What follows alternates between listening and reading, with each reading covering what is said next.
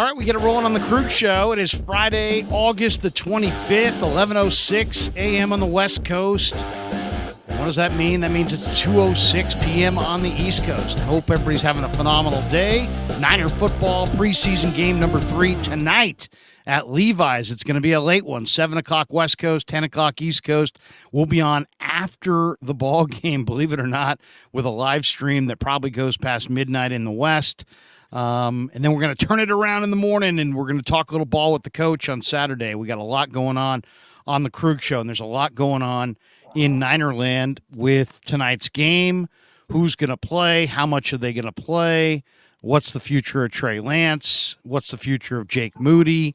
What are the Niners going to do at quarterback, kicker, defensive line, offensive line, wide receiver, defensive back, the slot position? Lots of questions to answer. And who better to chop it up with on a Friday than our good friend Jack Hammer from the Santa Rosa Press-Democrat. And, of course, he's got his own YouTube channel. He puts out phenomenal content, and I would encourage everybody, like and subscribe here, like and subscribe on Jack's channel, and enjoy all of your 49er content from Mr. Hammer, who joins us. Jack, good to see you, man. How are you? I'm good. Good to see you too, Larry. Digital Drew says, Friday Krueg is the best Krueg. Hammer is a monster. Love the post-practice raps. Finding your stride on this platform. Love it. There you go, Digital Drew. First chat right out of the box. All right, Jack, this has been an eventful week in 49er land, I would say, is probably the best way to say it. I entitled the live stream on this channel, What Will the 49ers Do with Trey Lance? And normally I will get into other things and bury the lead, but not today. I'll just throw it to you. What will the 49ers do with Trey Lance, Jack? I think this is the $1 million question. I think you and I have talked about this a lot on the channel. We talked about it last week as well, even before the decision was made as to who the backup quarterback was going to be, as we were talking about the quarterback room as a whole. I think the 49ers would like to try to move on from Trey Lance if there's a possibility. I just don't see them giving him up for nothing. And so I think tonight's going to tell us a lot, because John Lynch went on the record yesterday saying, and Kyle Shanahan said the same thing, that if they're not able to move him, that they expect him to be with the 49ers. And Kyle Shanahan even said, I think he expects to play Lance on Friday night, which is now tonight. And so I think that would be really something. And if he does play tonight for the 49ers, I think that might be a sign of the direction that this is heading.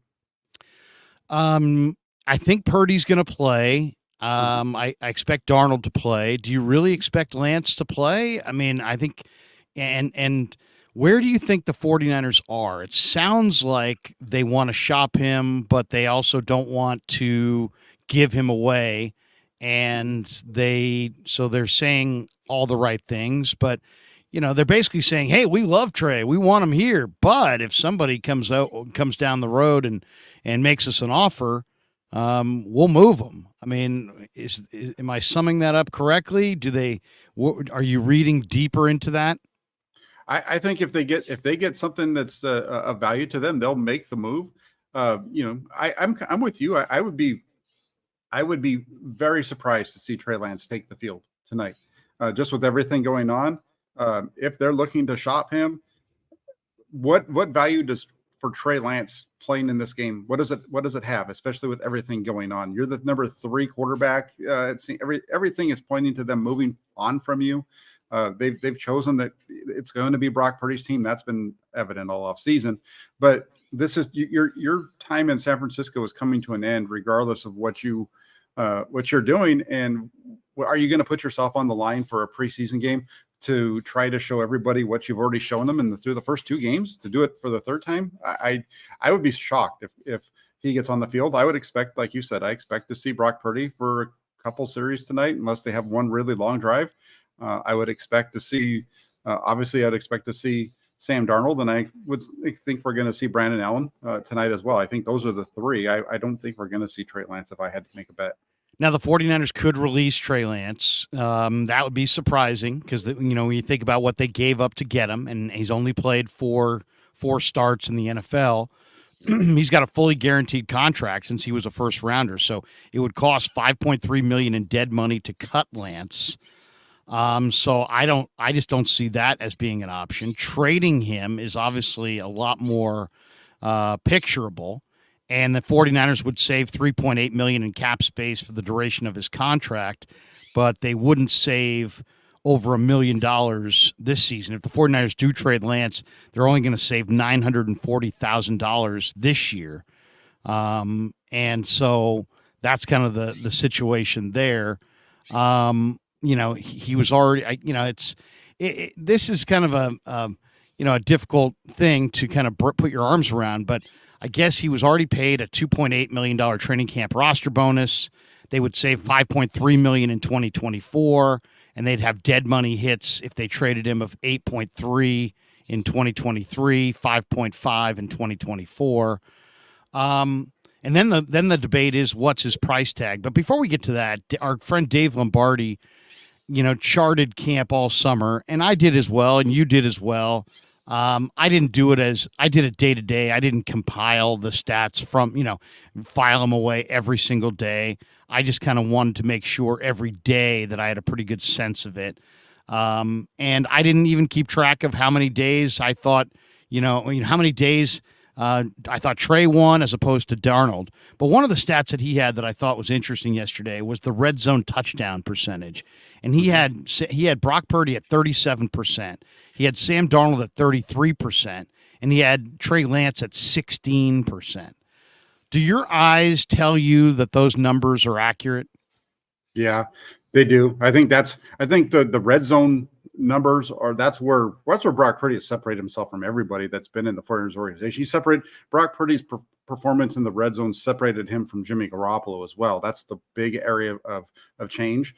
And that's something that I noticed over the last week and a half as they started getting more work in the red zone. You see Trey make a lot of plays, a lot of good things, and then it gets down into the red zone, and all of a sudden you see some of those, they look like old habits. I think what happens is you just get down into the red zone and everything happens so much faster. It's just a little bit different in that area. And he is definitely, that's an area that he struggled a little bit in this camp. And it's an area that he struggled in the 4 starts that he's made for the 49ers to this point as well. You go through it. Sorry, there's a plane flying over. That's all right. But, you go through it, and man, I feel like I'm at Levi's right now.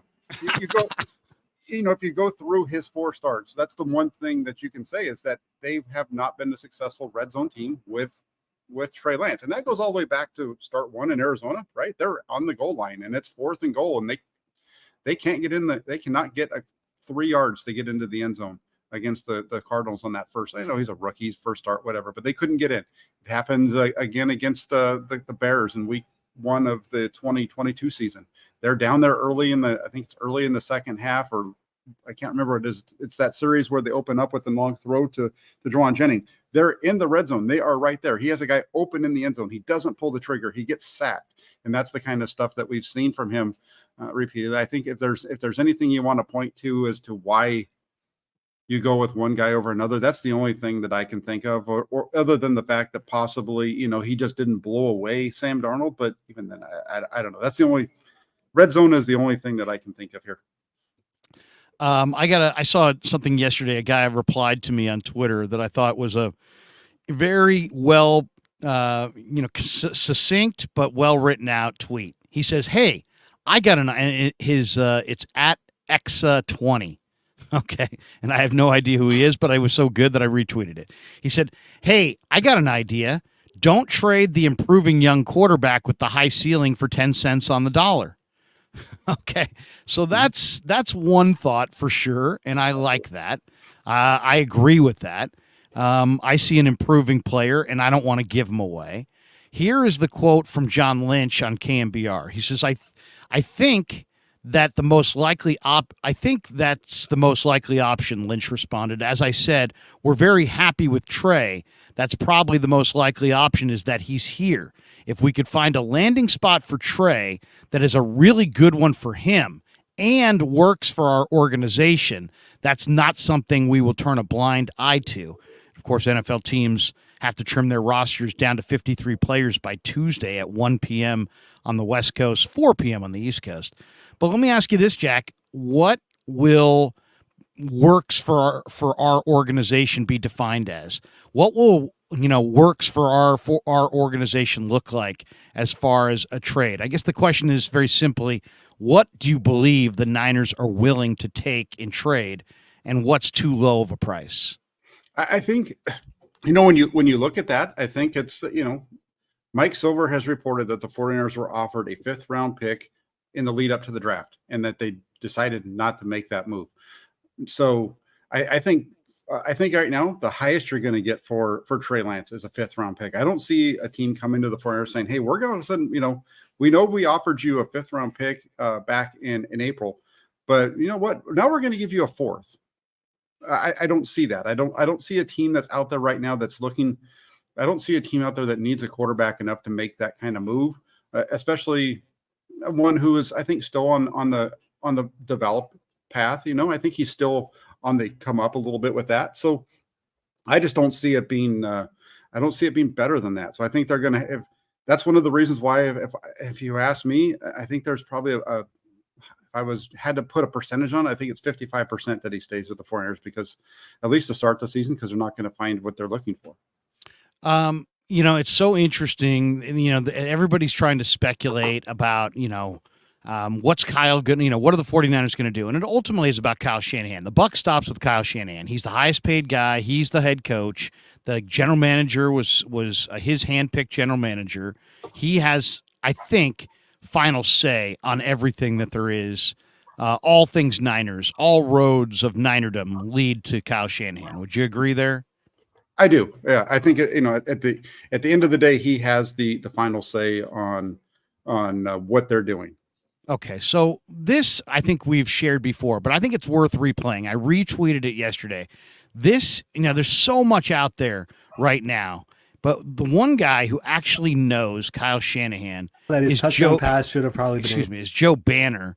And Joe Banner worked with Kyle Shanahan. We played this before, so this is nothing. This is not a new soundbite by any stretch. But I want you to hear this one more time from Joe Banner, because to me now, with the happenings of the week and all the talk about what's going to happen with Trey and what's Kyle going to do, what are the Niners going to do, to me this is more interesting today than on the 16th of August or 16th of August, 9 days ago when I first saw it. Here it is. And there is the quarterback situation in San Francisco. And we all saw Trey Lance start on Sunday in the preseason game. And if you just looked at the box score, you probably thought, wow, he had such a good game.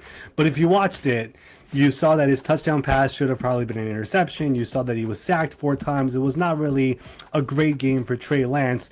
Joe, Trey has been in these trade chatter all off season long. Brock Purdy is ahead of schedule. They signed Sam Darnold in free agency. Do you feel like Trey's future is in San Francisco? How should they handle all of this here with the regular season approaching in a couple of weeks? Yeah, so my answer is affected a lot by the fact that I worked with Kyle Shanahan. And he's obviously a really good coach. I worked with some really good offensive coordinators. He is as smart, if not smarter than any of them. But he's a very emotional guy, and he tends to be a fairly short-term thinker. And once you get in his doghouse, it's really hard to get out.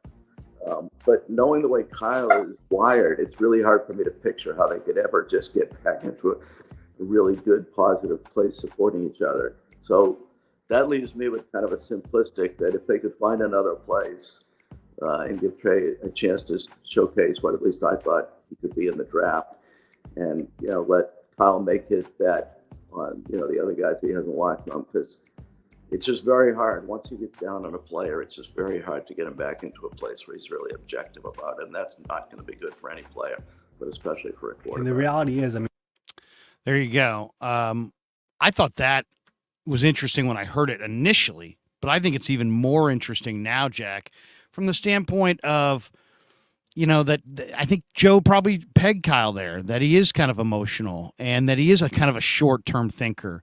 And maybe the 49ers right now are getting caught in kind of an emotional short-term thought process. And not really thinking long term. And maybe it's Lynch's job to get involved here and be like, hey, let's think long term. Let's not just think short term on this. What do you think after you heard that 10 days ago, and now you're hearing it again? And to me, it was like, Joe's final line there was, once Kyle kind of turns on a guy and you get in that doghouse, and I don't know if even the Niners would admit that Trey's in their doghouse, but it seems that he is. He's clearly not the favored son at this point. Is there anything that can change that? And Banner, who knows Kyle, seemed to think no. Once you're there, it's very impossible, very hard, if not impossible, to get him to kind of be objective on that situation going forward. What do you think watching that today? You have to think back to some of the previous guys who've been in this situation. Brandon Ayuk was there in 2020. Was it 2021? At the start of that season, start of his second year, he'd come in and it seemed like he was a little bit in the doghouse, wasn't getting the opportunities early in that season. And then after a few weeks of the regular season, things kind of turned around. So he was there. He got out of it. I think Deebo Samuel was maybe a little bit in that doghouse going into this offseason, which is why, we've heard about the meetings, and Deebo's talked about how poor he felt he played last season. I think you can get out of the doghouse if you can go out and you play at a high level and you make plays and you do those types of things.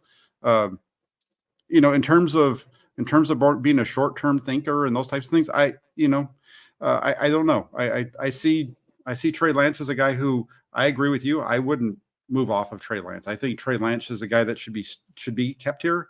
That's why one of the reasons why I've said all along, it's Brock Purdy, it's Sam Darnold, it's Trey Lance. Those are your three quarterbacks you work with, regardless of the salary cap stuff, because those are your best three quarterbacks on your roster. And there is value in Trey Lance. And the only way that value increases is by keeping him around. And if he has a chance that he has to play, that he goes out and plays at a high level, which we've seen that from him. But as far as a short-term thinker, as far as a guy that keeps guys in the doghouse, that turns on you and you can't change his mind, I don't see that. I don't see that. I think there's guys that have been there, that have gotten their way out by doing what he's asked of them and being able to take control and play good enough to get out. Are the Niners giving up on Trey if they move him too soon? I mean, they took a player who barely played, in the FCS level, traded 3 first-round picks to get him, and now are they going to give up on him? I mean, he's a consensus top 10 prospect. He's only made 4 or 5 starts in the NFL. And you look at their track record. They signed Hoyer and Matt Barkley over re-signing Kaepernick at quarterback initially. Then they chose not to handicap the quarterbacks in that first draft, and they passed on basically Patrick Mahomes and Deshaun Watson because Kirk Cousins was out there and he was slated to be a free agent in a year, and instead, they wound up taking Solomon Thomas and then drafting C.J. Beathard in the 3rd round. And then, of course, they traded for and extended Jimmy Garoppolo, and just a couple seasons later, they decided to stick with Garoppolo when they had a chance at Tom Brady, and then they traded 3 first-round picks and a 3rd for Lance, and they passed on, Fields and Jones at the time. That's been their track record of evaluating the quarterback position, even despite their success, is not spectacular. Do you think if they moved off of him here, it would be premature? Yeah, I do. I think it's premature to move off of him now. I think just to kind of go through everything you said there, that's one of the main problems that a lot of people had with Trey Lance entering that draft is there were some good things on tape. There was, he's got the traits and there was good things, but this is a guy who threw the ball 99 times in high school. At the time of the draft, had thrown the ball, I think, 318 times in college. So he had hardly any throws from the time he really became a quarterback at any kind of a level beyond Pop Warner, right? Look at those numbers. And that was the big thing is it's going to take him time to play. He's going to have to figure it out, and they're going to have patience with him. And they have. Now in terms, and I can get back to that in a second, but because they've had patience with him. Let me just wrap that up right now. They've had patience with him. They gave him an opportunity to win the job as a rookie. there was a competition. There was a competition between Jimmy Garoppolo. I know that Kyle Shanahan said prior to the start of training camp there wasn't going to be any competition. That was him trying to keep the pressure off of everybody. They went ahead. The way you know there was a competition is when they went down to play the Chargers, when they went down there for that joint practice. That is right before that is when John Lynch had talked about how Lance was pushing Garoppolo. They lot of one reps for Lance down in those joint practices. And then when they got to the game, it was Jimmy Garoppolo and Trey Lance flip-flopping series because they wanted to see them both work with the starters because it was a competition. It didn't work out the way that the Flyers were hoping because Trey Lance didn't go out and look better than Jimmy Garoppolo. They both looked bad in that game against the Chargers, if you remember. And then you get to the following week and it's the Raiders. And that's when the 49ers start to do they're continuing to try to get Trey Lance onto the field because now they're going to do the 2 quarterback system, right? Well, then what happens in the game? They're doing the 2 quarterback system. Trey Lance makes a throw, hits a helmet, breaks his finger. I mean, we can go through the whole thing. They gave him opportunities. They gave him the keys to the team last season. He lasted less than 5 quarters. So it just hasn't worked out. They've given him opportunities. And then, we know what happened with Brock Purdy. In terms of these other guys and evaluating the quarterback position as a whole, should they have gone after Patrick Mahomes? In hindsight, absolutely. But the 49ers were taking over a team. They felt like what they needed to do first was to build the rest of the roster instead of building, going with a quarterback. They felt like there was bigger needs and they get their quarterback in year 2. If it was Kirk Cousins and he was the target, well, they had somebody that fell into their lap. They got Jimmy Garoppolo, and Jimmy Garoppolo was good for them when he played. He won a lot of games as a quarterback of the 49ers. The problem with Jimmy Garoppolo is he couldn't stay healthy, and he also cost a lot of money. And because he couldn't stay healthy and they were losing seasons as a result, they decided in 2020, going into 2021, they were going to go after a quarterback. They failed to get Matthew Stafford. They failed to, the whole thing went wrong with Deshaun Watson. So they went out and they got a rookie quarterback and they decided that was their pivot.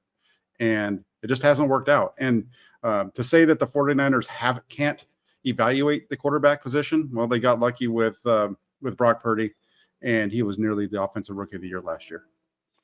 Yeah, I mean, it's a little too simplistic to say that they can't evaluate, quarterbacks, because it's just you look at the situation and they obviously got Brock Purdy. So, I mean, on some level, they evaluated that correctly.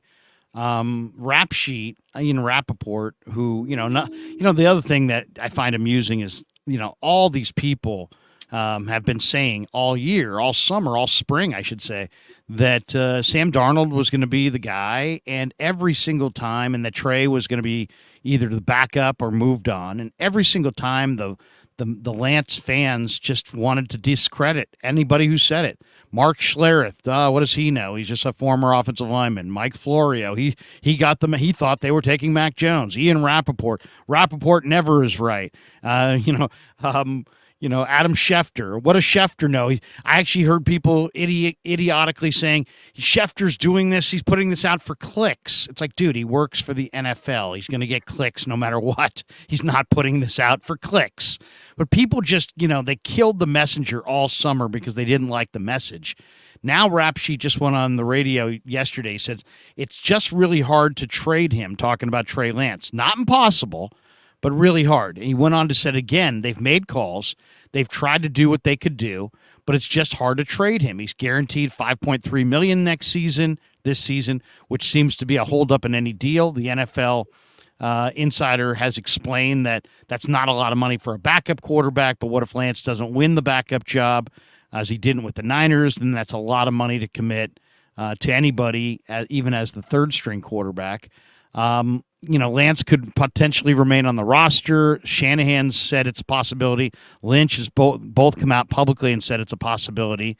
It's just kind of weird. I mean, Shanahan was asked about his expectation if Lance will be on the roster, and this is what he said. I'm really hoping so. I mean, this isn't a thing that we're giving up on Trey. I really hope when it's said and done with all these guys are here, and you never know then what's going to come up we needed 4 guys last year. It doesn't happen much, but if we can have Trey as an option here, I would feel extremely happy about that. And I think the other quarterbacks in our room would, and I think our team would. And then Lynch, in a separate interview, said, I think the most likely, he was asked about the trade. He says, I think that's the most likely option, or about Trey being on the roster, said, I think that's the most likely option. As I said, we're very happy with Trey. That's probably the most likely option, is that he's here. If we find a landing spot for Trey that's a really good one for him and works for our organization, as I already read you, that's something we would not turn a blind eye to. Is the public stances in the last 24 hours of Shanahan and Lynch, I like to think of them as honest guys, but is it just kind of the nature of the business that you say things to maintain trade value, and that they really their first option is to move him and go with Brandon Allen as number 3? Or do you believe them when they say they'd like to have Trey back? Yeah, I don't I don't know. When I heard from John Lynch yesterday is the same thing we heard all offseason last year, and it's really what we heard even before during this offseason. We heard all last year regarding Jimmy Garoppolo. We're going to try to move off of him. We're going to try to find him the best spot possible, but it needs to make sense for both parties. Yada yada yada. And they end up staying here. We kind of heard that same thing with to an extent with Trey Lance. Not that they're looking for the best situation, but that they need to get him reps, and they're going to give him the best. They're going to hope to see improvements on all those types of things.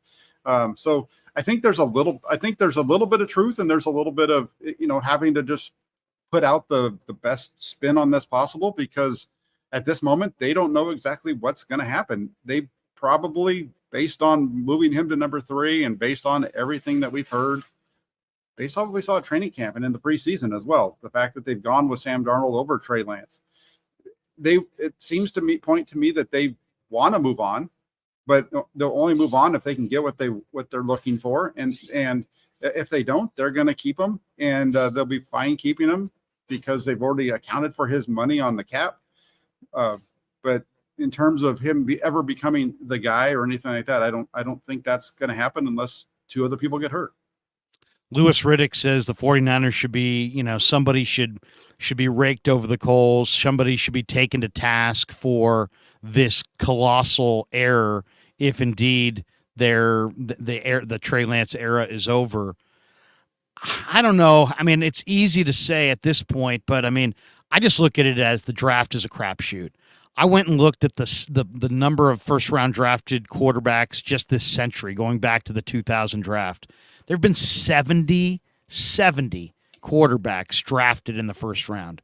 If you draft a quarterback in the first round, you believe he can lead your franchise and help you win a Super Bowl. There's 7 rounds to the draft. If you've taken a quarterback in round 1, you think you can win the Super Bowl. But the reality is that of those 70 guys drafted since the 2000 draft, only 6 have gone on to win the Super Bowl. That's a very, very low percentage. In other words, you got to basically, if that's your bottom line of success and failure, you got a 90-some-odd percent chance of failing. So, I mean, it's just, I mean, how much criticism do you think is fair? Because, the other thing that comes to mind is, if you said who's on top of the football world, it's undoubtedly Patrick Mahomes, Andy Reid, and the Kansas City Chiefs. And I'm looking at their draft record. They took Mahomes first in 2017, 10th overall. The next year, their top pick was Breeland Speaks, who's now washed out and trying to land a job tonight with the 49ers. Their first-round pick that was 2018. In 2019, their first-round pick was Mecole Hardman. In 2020, their first pick, he was a second-round pick. Their first pick in 2020 was Clyde Edwards-Helaire, who's probably going to get cut or traded by Kansas City. I just think that when you look at the draft process, it is such a hit and miss type of a situation. How much blame, I guess, and should the 49ers have been in 3 of the last 4 NFC Championship games. Besides, despite maybe missing here on Trey Lance, they found a way to consistently compete for a Super Bowl. Shouldn't that supersede whatever failure they had here? Or some people would say, shouldn't the fact that they landed Brock Purdy as their franchise quarterback in the 7th round, kind of at least have a balancing act to their swing and miss on Lance. What would you say to that? Well, first thing is Louis Riddick wants to hold the 49ers accountable. That makes sense. Louis Riddick got passed up by the 49ers for the GM job when John Lynch got hired. So, of course, he wants to hold them accountable. Beyond that, in terms of this whole what are we going to hold them accountable for? Winning? They used 3 first-round draft picks to move up to get Trey Lance, and they've been to back-to-back NFC championship games. There's no holding these guys accountable. You can ask them questions. You can blame them. You can say they missed the pick, and that's fine. They did miss on the pick. It's not working out. Where they are right now with Trey Lance being number 3, that's obviously a miss, and you can say that it's a miss. And I agree. I do think you need to balance it out with the fact that Brock Purdy is the guy now. Did they luck into Brock Purdy? 100% they lucked into Brock Purdy, right? They liked Brock Purdy in the draft, but the fact that they took him at 262 means that they lucked out through the entire draft until the last pick in order to take him. So they lucked out that a lot of people didn't take them in the meantime. So there's some luck involved, but they also liked the player. They've been very open about their liking of the player and what he could do. So there's definitely some of that. But again, what are we going to hold them accountable for? This is something that I hear a lot from for whatever reason. We have to hold for Kyle Shanahan, John Lynch, and the 49ers. We have to hold them accountable. We hear this all the time. What are we holding them accountable for? They've been to a Super Bowl and back-to-back NFC championship games. Well, like, what's the bottom line? The bottom line is not do you hit on your pick. The bottom line is do you win? It's about do you win? It's like if they had hit on their pick but they were in last place, would they have job security? No. Right. You got to win. And the fire Shanahan crowd, I guess the first thing I would say to them is, do you actually believe that they could do better? And if so, I'd love to know who that is. Yeah, it's and I mean, and maybe if you want to fire him, that's one thing. But why are you firing him? There's no reason to fire him at this point. You're winning games. Your job is to win games, and that's what they're doing. Period. Right? Yeah. And so holding them accountable, and I can hold them accountable in this way. I feel like Trey Lance should be the backup quarterback. I do. I watched them throughout training camp. I watched the way he performed in the preseason. He struggled a little bit at the beginning of the Raider game, but from that point on, I feel like he outplayed Sam Darnold throughout most of camp. That was my take watching it. I agree with you. I feel like Trey Lance should be the backup quarterback. Beyond that, the backup quarterback, if everything goes right, shouldn't be on the field. A couple of weeks ago, everybody was asking, why are we talking about the backup quarterback when there's stuff with the starting quarterback? It is what it is. And the 49ers have a really good team. If they don't win, they will be held accountable. You said it. I said it. A lot of people that understand what's going on or understand it. I don't need to come on here and make it up. There's no reason to hold them accountable for. What are we going to hold them accountable for? There's a super chat in there. If you could pull up that super chat from Randall, I want to address that one. I think this is from Randall. He says criticism for spending 3 first-round picks and having that quarterback play 4 starts. Yeah, and it's a good. I mean, and I see this a lot. Criticism for spending 3 first-round picks and having that guy play 4 starts. Okay, well, why did he only make 4 starts? Do you want to go through it? Do you want to have an honest discussion about why he only had 4 starts? Because if you do, it's this: he couldn't beat out Jimmy Garoppolo. Number one, he got the start against Arizona. What happened in that start against Arizona? He got hurt. So if you listen to Kyle Shanahan after that Arizona game, there was conversations. He made comments to the press about how he wanted to have Trey Lance continue on, that he liked what he saw in that start, and it would have been good to have him play in the next game against Indianapolis. But he was injured. They couldn't play him because he had a hurt knee. So what did they have to do? They had to rush back Jimmy Garoppolo, right? Last year, he was going to be the starting quarterback for this team. He would have played all 17 games. He made it through 5 quarters. So that's why I say when people bring up the 4 starts, absolutely it's only 4 starts. He's been injured. Trey Lance's time with the 49ers, the biggest reason that it's been not gone the way that people wanted it to go, I think, is that he hasn't been able to play. When they've turned to him, he's been hurt for one reason or another. You can say that he was used like a fullback and whatever. Trey Lance was used the same way for the 49ers as Jalen Hurts is used for the Philadelphia Eagles, as Josh Allen is used for the Buffalo Bills. Hell, as Daniel Jones is used for the New York Giants. And it hasn't worked out for one reason or another. And that's the reason why he's only made 4 starts, is he hasn't been healthy. Because he would have a lot more than 4 starts. He'd have like what, 4 plus another 15. So he would have had 19 starts if he had stayed healthy. Right. Not to mention, I mean, you can evaluate a quarterback in a meeting. You can evaluate a quarterback in a practice. You can evaluate a quarterback in a walkthrough. I mean, there's other ways. It's not just starts. I mean, Kyle Shanahan knows a lot about football. He's paid a lot of money to make these evaluations. And I'm not saying he's right. And if they move off of him, it would not be something that I would agree with. And I'm not alone. Jack feels the same way. I just read a thing the other day from Ian Williams, former Niner defensive lineman. He says it's premature. It's premature to move off of this guy at this point. The question now is, one, what's going to happen tonight? I mean, are you surprised that they're listening to offers and yet will play him tonight? And how do you think he'll play tonight against the Chargers? And maybe not more importantly, but on a side note, what's going to be the reaction to him entering the game tonight? Is he going to get a standing ovation? Are the fans going to rally behind him? Is it going to be a smattering of boos and applause? I mean, it really takes preseason game number 3 and adds a level of juice that the final preseason game has almost never had in my lifetime that I can remember. I'm really eager to see what we see tonight.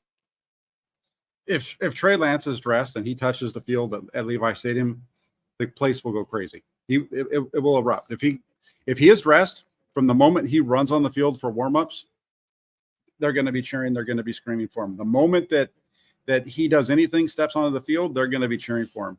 The moment that Sam Darnold steps on the field, they're going to be booing him, because that's at least I feel that that's what's going to happen. People really like Trey Lance. I get it. Trey Lance was the hope. That's all. That's what he represented. He was sold as the future. Yes. And, unfortunately the future just hasn't worked out. And again, I would go with him as the number 2. It's hard for me to argue why he is the number 3. So I know. Well, we see it the same way then. Yeah. Is he great in the red zone in short areas? No.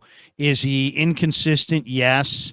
But I also see inconsistencies in Darnold, and I think there's higher ceiling with Lance, despite the fact that I think Darnold potentially can play the best NFL football he's ever played here in San Francisco. I still think Lance has higher potential, and that's just my opinion. I mean, Jordan Schultz has spoken to several NFL executives, Jack, about Lance's current trade value.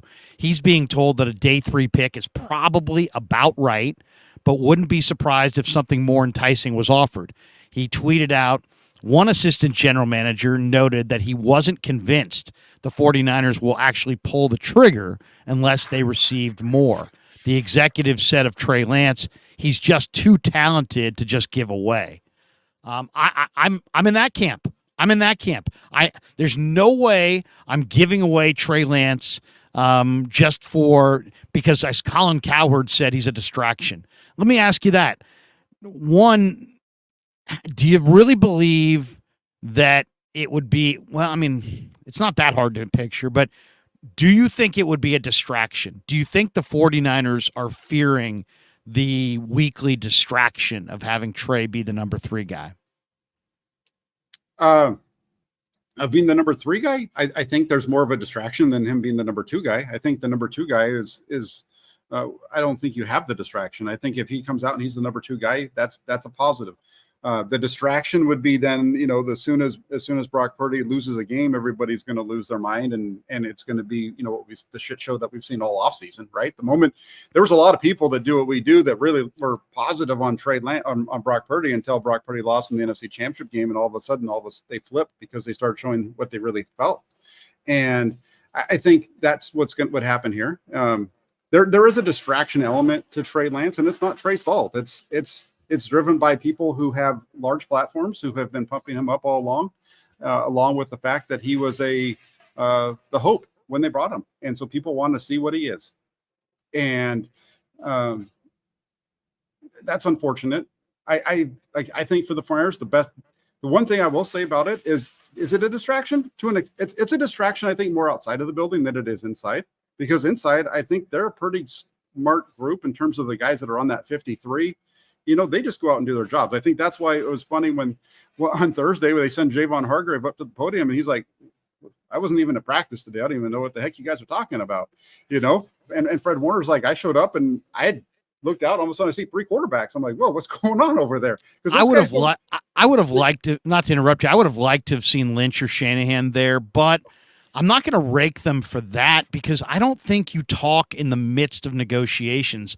I'm good friends with Ned Coletti. I've talked to him many, many times about the trade deadline and coming on the radio in July when I was on KMBR and I would have Ned or Brian on my show. And those guys said, hey, man, I'll go on with you all day, every day, any day of the year, except in that last few days before the trade deadline because we're trying to get things done. We're trying to do business. You can't do your business in the street. You've got to make sure that you play your cards close to the vest. I know it looked bad. I think I would have liked to have seen Lynch or Shanahan up on that podium, but the reality is I would ask questions, you would ask questions, Grant would ask questions, and they would have been going into neighborhoods of discussion that they didn't want to go into in the midst of a trade situation. So I know it was a bad look and the optics weren't strong, but I think that you got to give them a pass on that simply from the stand. I don't know that I like the fact that the players had to answer for it. Maybe there should have been somebody who came out and said something or some official statement that they could hang their hat on.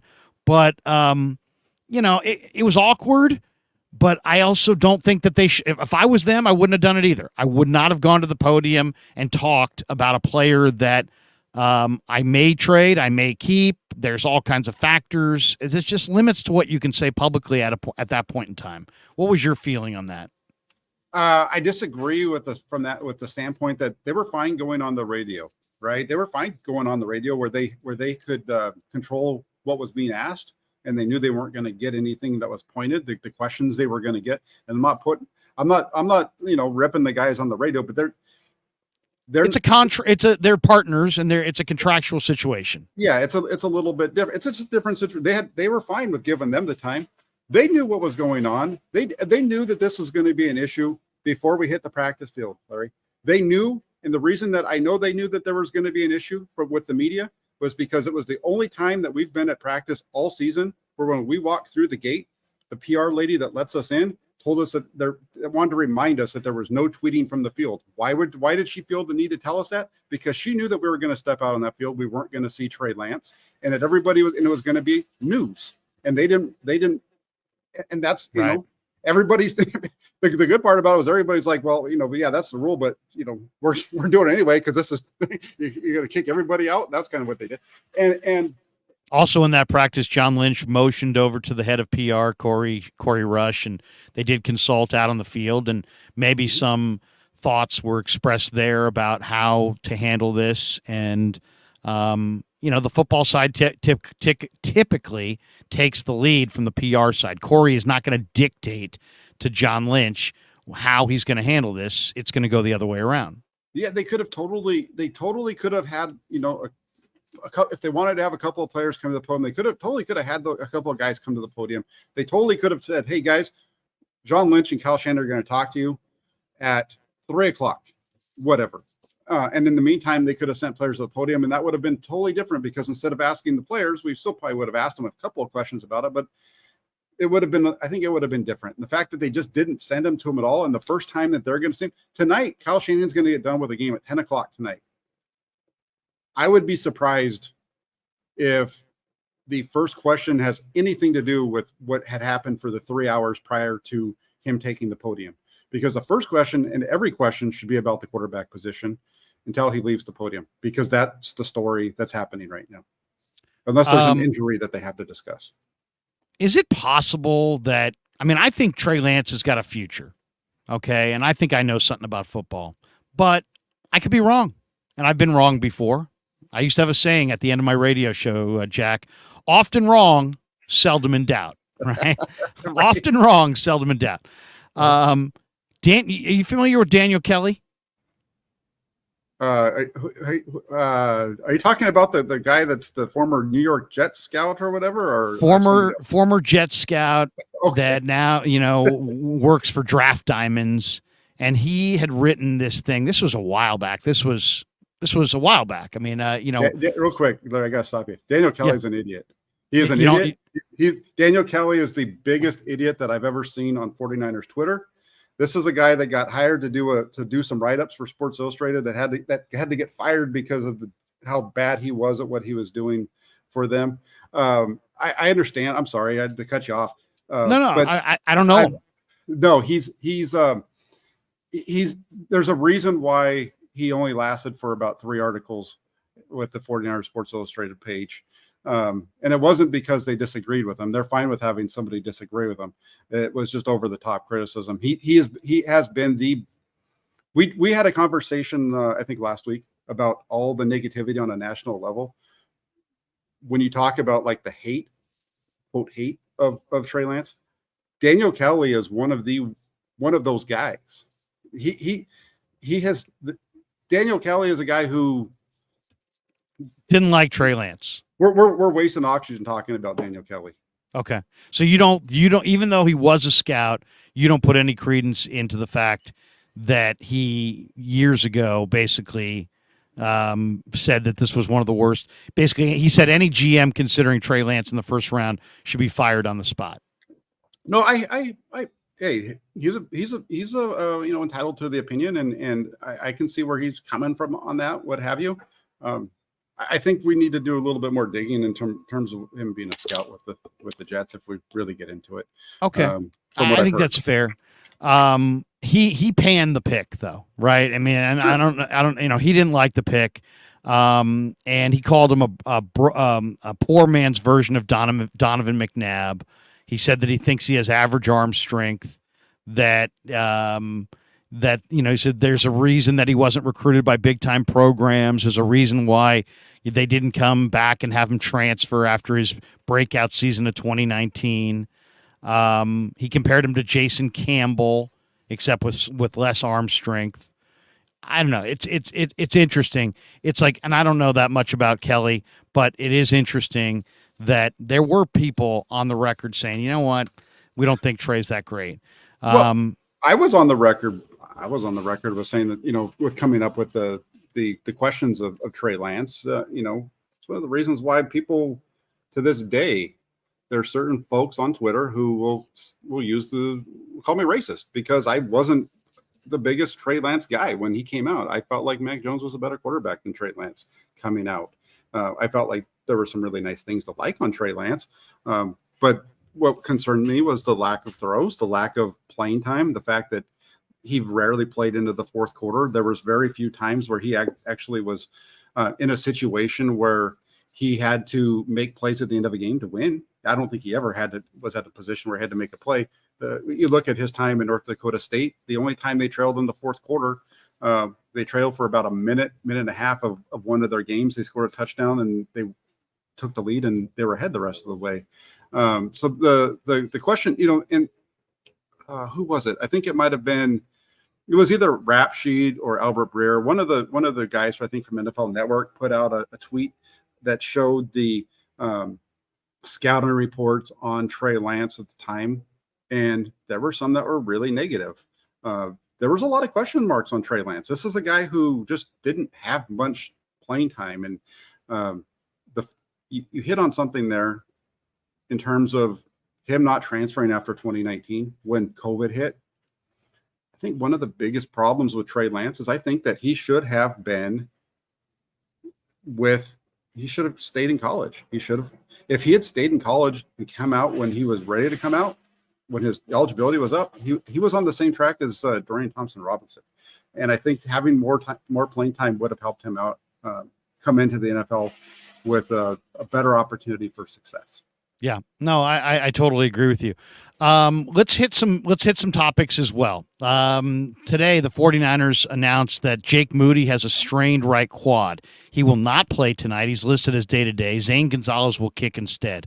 Are the 49ers, in your mind, prepping for, they're maybe hedging on Jake Moody, who was their third-round pick, and are going to use this quad as a way to put him maybe on IR, go with the veteran, or go with the veteran Zane Gonzalez, or even call back Robbie Gould in the 11th hour? Who's going to be kicking week one at Heinz Field?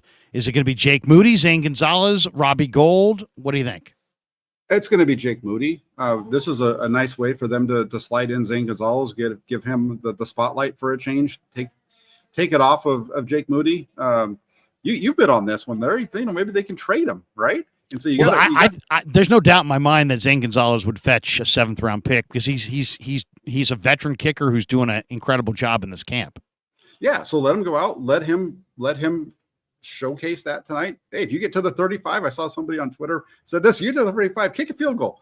So go ahead and do that. And I think that's what tonight's about. I think they're going to try to showcase him as much as possible to maybe, like you said, get a 7th round pick. Maybe not next year, but even if it's the year after, it's better than what they have.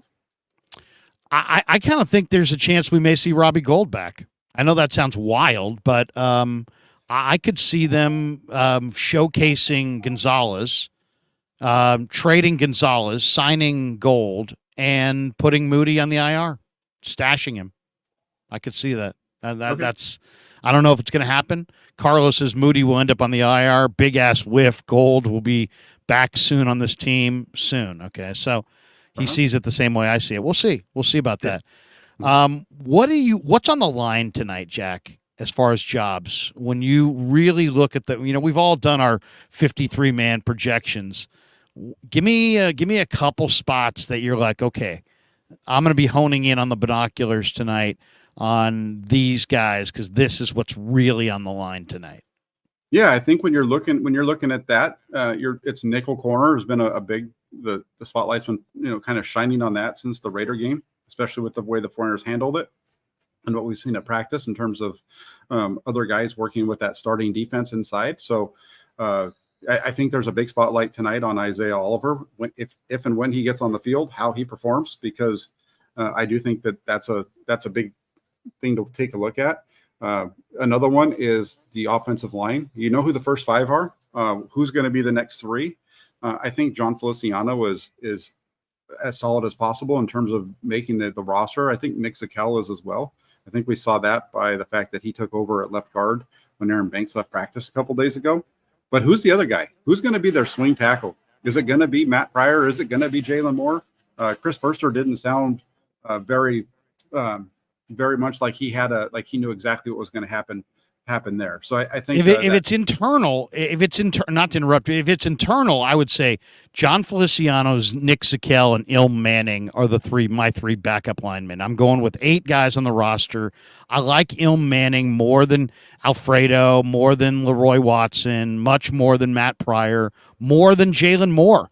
I like Ilm Manning more than those guys. Now, I think I would look for a trade and a swing tackle from maybe a different organization. Lael Collins, Deontay Smith, 2 guys that I'm kind of advocating for. But if they can't make a deal and they're going to go in-house, I'm going Feliciano, Zakelj, and Ilm Manning. And Ilm's my backup at left tackle. Yeah, I don't think Manning makes it. I think it's going to be one of the others. I don't think that I think they like him. But I don't think he's at a point where they feel like they want to have him be a guy that's going to have to come on. If they can get him onto their practice squad, I think that's how he stays with the team. I don't see him as a guy that's going to make the 53. I can be completely wrong on that. We'll see how that plays out. But that's a spot that I'm paying attention to. The Matt Pryor, Jalen Moore thing is interesting because Pryor's only played one side. Moore, we know, can play both sides. And then you brought up Leroy Watson. Leroy Watson has played more of both sides than either of the other 2 guys that he's competing with. So I think that's another spot to keep an eye on. And then the defensive line, what happens in the interior of that defensive line?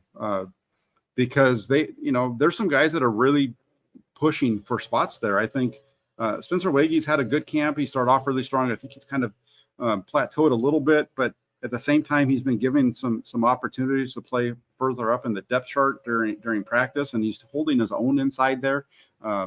Is Kevin Gibbons is a guy they really like? Is there a possibility that he's going to get pushed? So really, that defensive line, I think, holds a lot of keys to this team because of how many are you going to keep there? And that's where it's, do you decide that you can go with maybe one less because Javon Hargrave and Eric Armstead are guys that play a high percentage of snaps every year, so you're not going to have to get as much from your backup. So I think that interior defensive line is another spot to keep an eye on. And then the linebacker spot, everybody needs to watch that group because the linebacker group is, especially the rookies, Jalen Graham and D. Winters are playing very well. Okay, Ayuk, Debo, Jennings, and Bell. Let's say those are your top 4 wide receivers, and you're going to keep 5. Who's your 5th? I mean, you got to keep Ray or Danny Gray most likely anyway through the cut down, right? Because then you're going to put one of those guys on IR.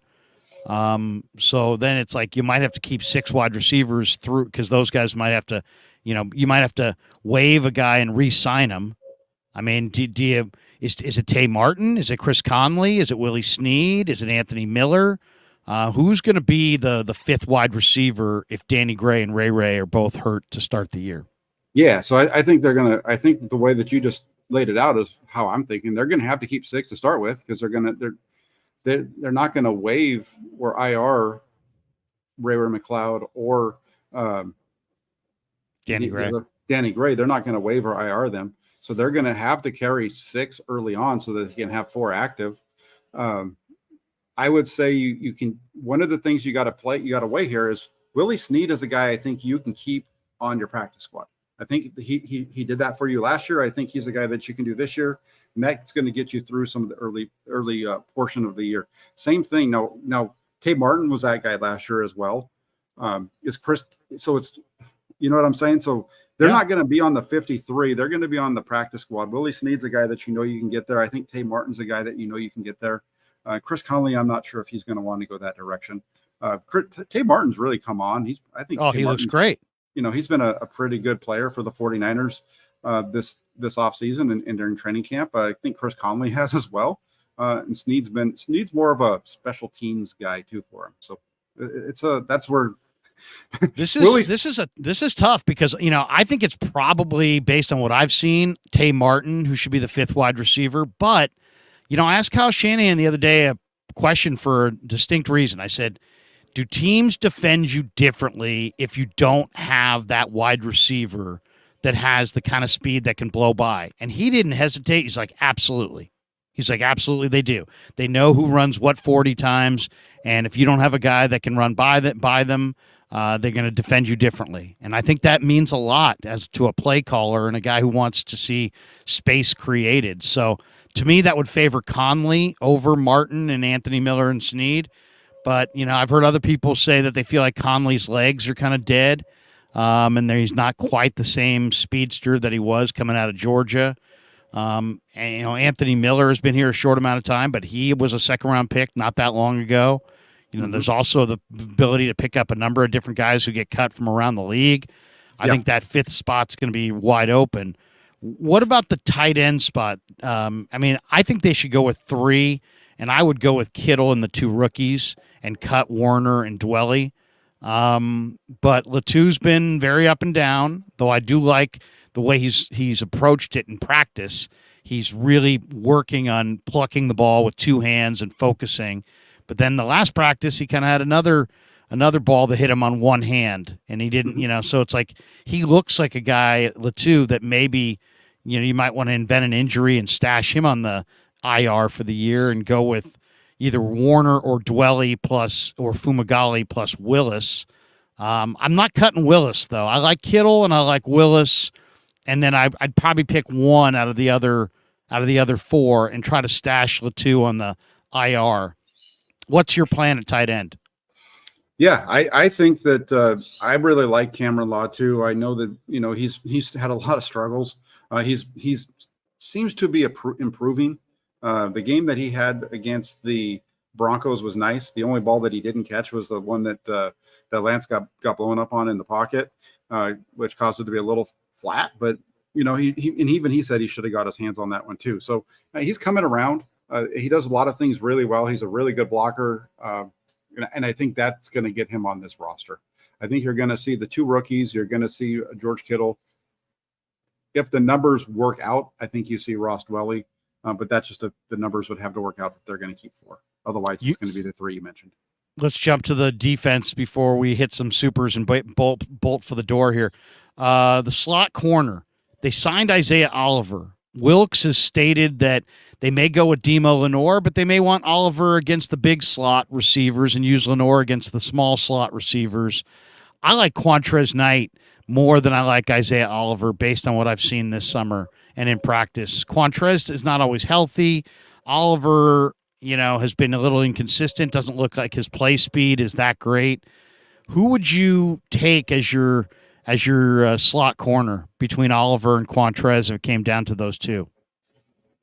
Yeah, that's a tough one because Quantrez Knight's been really good in this camp, and if it's going to come down to those two, I might even go with Quantrez over Isaiah Oliver. I was high on Oliver coming into camp, and he had looked good during the offseason program, and then they got into camp, and one thing led to another, and all of a sudden he just isn't making plays. I don't know if it's in his head or what's going on, but he's just hasn't been successful in throughout training camp and in the preseason games. So if you ask me those two names, I would say maybe Quantrez Knight over the other one, over Isaiah Oliver. To me, the linebacking is really interesting too. I'm going with the kids here. I'm going Greenlaw and Warner, but then I'm going Flanagan. I'm going Marcelino McCrary Ball, D. Winters, and Jalen Graham. And I'm not going to worry about Curtis Robinson, Oren Burks, or Flanagan Fowles. I'm going to ask my young linebackers to play special teams and be dependable. And I'm going to probably shop Flanagan, Oren Burks, or Flanagan Fowles in a trade, hoping that I could get a day 3 pick before the cut down. Because I think those guys are good enough to start on some teams. But I'm definitely going youth at linebacker over experience. And if I got to go with 5 linebackers to cheat another roster spot, away from linebacker and give it to either the defensive backfield, the offense, defensive line, I'm doing it. I feel confident in the 5 guys that I've got, even though Winters and Graham and Marcelino are very young. Winters, Graham, and Marcelino, I think, are 3 of their better defensive players, to be honest. I would not cut those guys. Yeah, I think if when it comes down to the linebackers, it's Warner and Greenlaw. I think Oren Burks makes the team. They like Oren Burks a lot. He's going to be a guy. He's a guy that's a big special teams piece for them, and he's a really good third linebacker. And then I do like the 2 rookies, Winters and Graham, to make the team. Graham's just really come on, man. He's really, really come on over these last 3-4 weeks. And then I think they're going to keep 6. I think at 6, you're looking at either Marcelino McCrary Ball or Demetrius Flanagan Fowles. If Flanagan Fowles doesn't make it, it's because they trade him.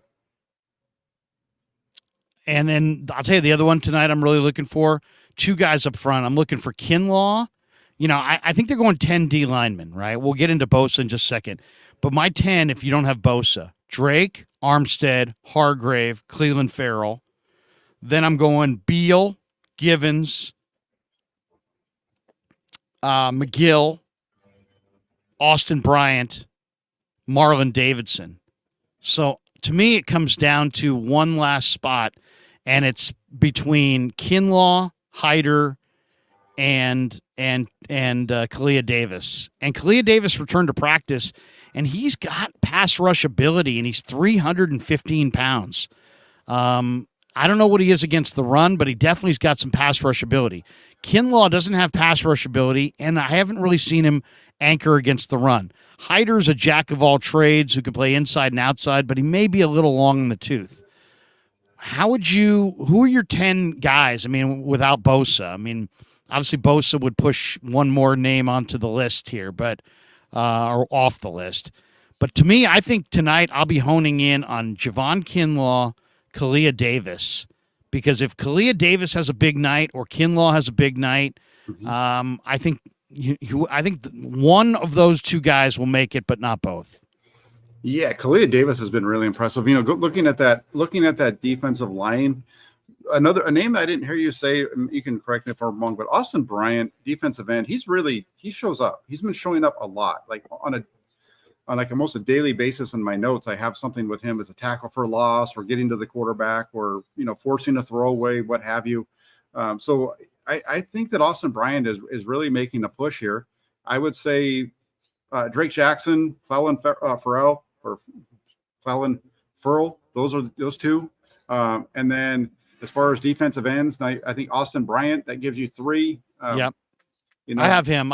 This is what I've got: Davidson, Bryant, McGill, Beal, Givens, yeah.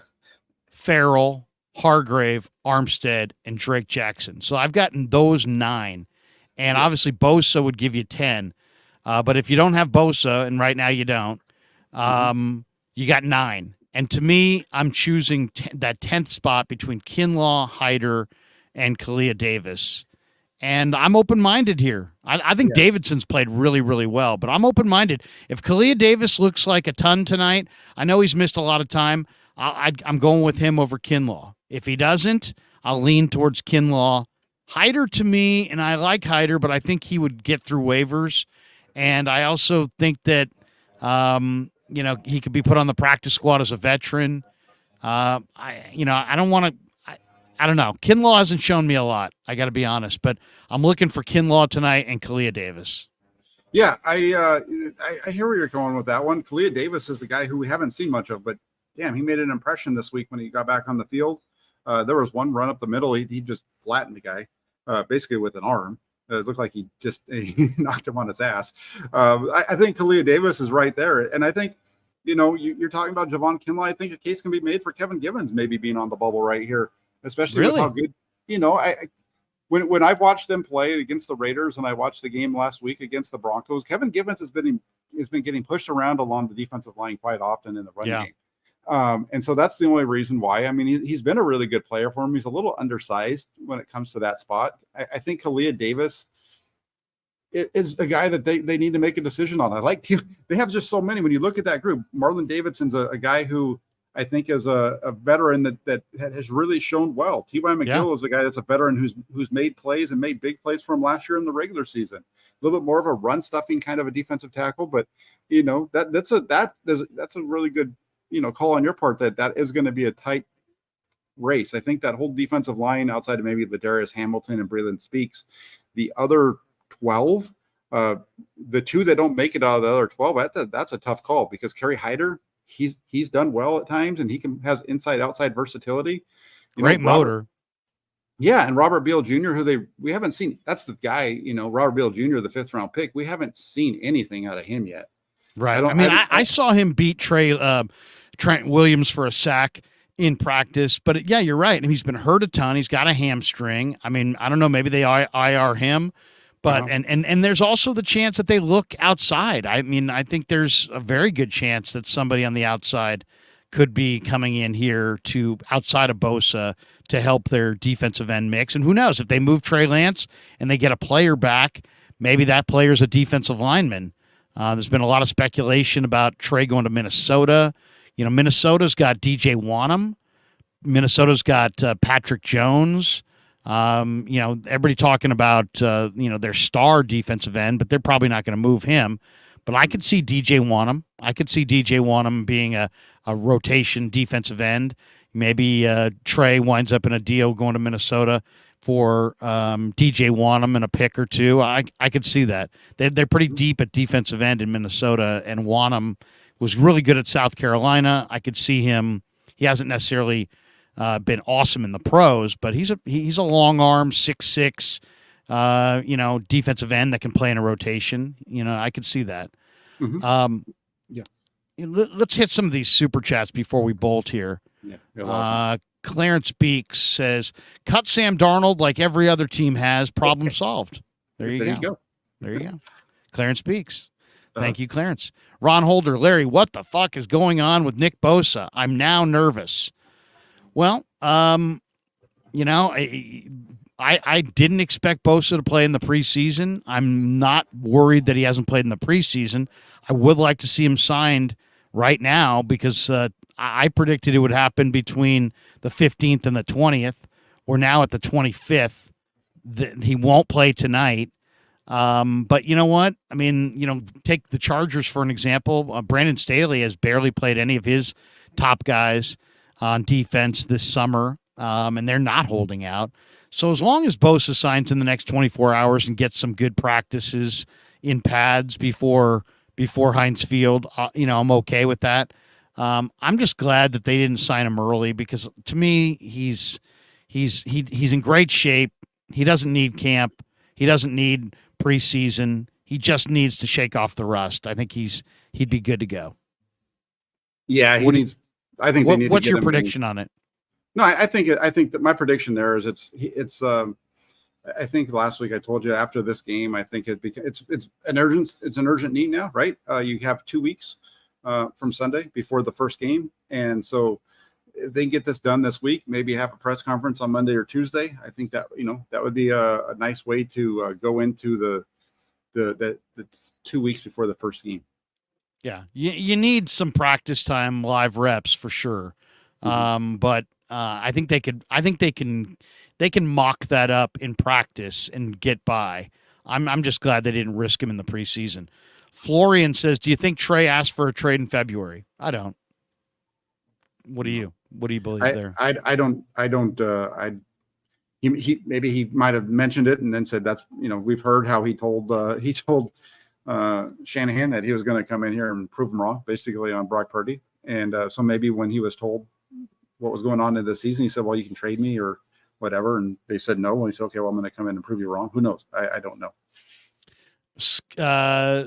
Scribe Mine says, how many first rounders did Kansas City give up for Breeland Speaks? I mentioned that before because I said, Brett Veach took Speaks high. He says someone needs to get fired because this was a shit show from the start. Yeah, that ain't happening. I mean, you can say it. It sounds good on the super chat. It sounds good on the radio. It sounds good in a chat.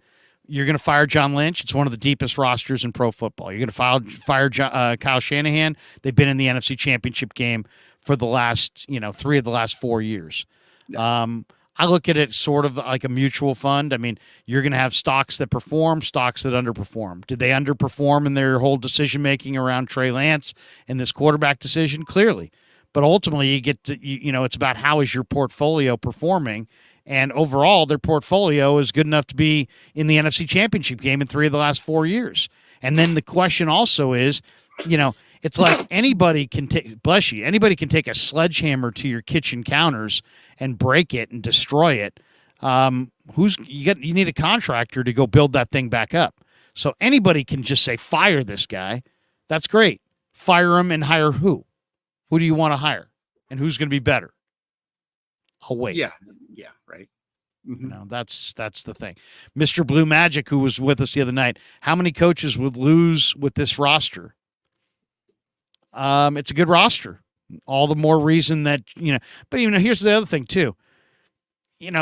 John Lynch is the general manager. Kyle Shanahan has the bottom line on almost all major decisions with the 49ers. I don't think he doesn't get any credit at all for this roster. I think he deserves some of the credit for this roster. So you could argue that other coaches could win with this roster, but then you also have to give Kyle a little credit for being part of the front office that accumulated all this talent and is, one of the Super Bowl favorites.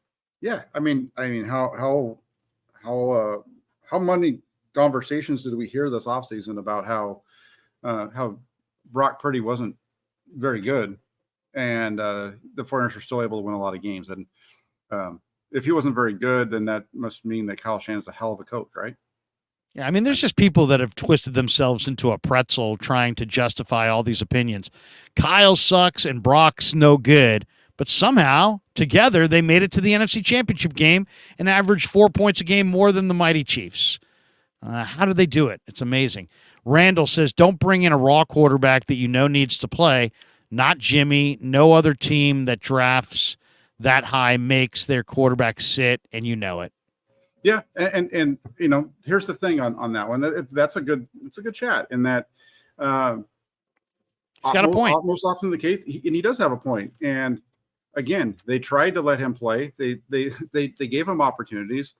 The finger thing is an interesting one because the finger thing happened. They talked about it at the end of 2020. They went or 2021. They went into 2022. Trey Lance himself during around May of 2022, said that he was fully ready to go. His finger wasn't an issue anymore. And then all of a sudden, his finger issue became a point of discussion again during this offseason, during OTAs and minicamp. All of a sudden, it was about Trey now being fully healthy and his fingers all healed. It's like, wait, that was the discussion that we had last year. We're still talking about. So it's just one of those things. How bad was the finger injury? That's one piece of it. Then the knee injury, and then it's just there's a lot of reasons why he didn't get more playing time as a rookie. They tried to. Black Caesar says, was Trey Lance going to start over Jimmy Garoppolo making $28 million? Yes, if he had been the better quarterback, he would have. They tried to. They were trying to push him onto the field. That's why we saw him on the field against the Raiders in the final preseason game. That's why we saw him on the field against the Lions. They were trying to push him onto the field. That's why when Garoppolo got hurt, I don't think that Kyle Shanahan felt all that bad about it, because that meant he could start Trey Lance against the Cardinals. And then Lance couldn't stay healthy in that game. Not his fault. Stuff happens.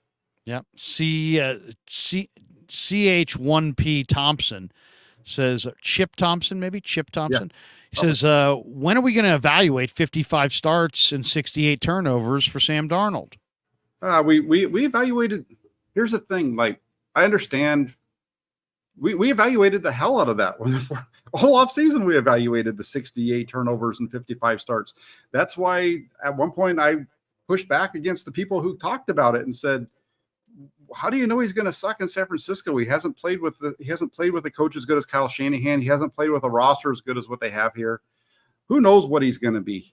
And at that point, I said, look at Steve Young. Steve Young turned the ball over like crazy at BYU. Turned the ball over like crazy in the USFL. Turned the ball over like crazy with the Tampa Bay Buccaneers. He got to San Francisco where he had a good head coach and Hall of Fame talent around him. And all of a sudden, he played really well. And that's what I said during the offseason. The 68 turnovers and 55 games has been a topic of conversation all along. So it's been discussed, and it's an issue if it starts happening with the 49ers. We haven't seen it yet. I think he has, Larry, 2 turnovers in training camp? He has not turned the ball over this summer. I'll say this. I mean, I'm keenly aware of Sam Darnold's turnovers, and it's one of the reasons I'm not the hugest fan. But I do have lots of time on my hands, and I do have NFL Plus, and I have gone through all of his starts with the last couple of years. And what I found was there was a lot of turnovers in the fourth quarter of games when he was behind, and he's just trying to make a play. And I don't know exactly how many, but I would say at least a dozen, maybe closer to 20. Where it's like Sam Darnold trying to make a play in the fourth quarter behind with the Jets. But I think it's a good point. I mean, he turned the ball over a lot at SC, and he's turned the ball over a lot with the Jets, and he turned the ball over 3 times in his last start with Carolina against the Saints in the Superdome at the end of last year. So absolutely. Sam Darnold under pressure has a tendency to turn the ball over. He's got to rewrite that narrative. In this camp this summer, he's taken care of the football. So now the hardest thing to evaluate, as Brian Billick once told me on a radio interview, is the quarterback versus what's going on around the quarterback. We're going to find out. We're going to find out if Sam ever gets out there.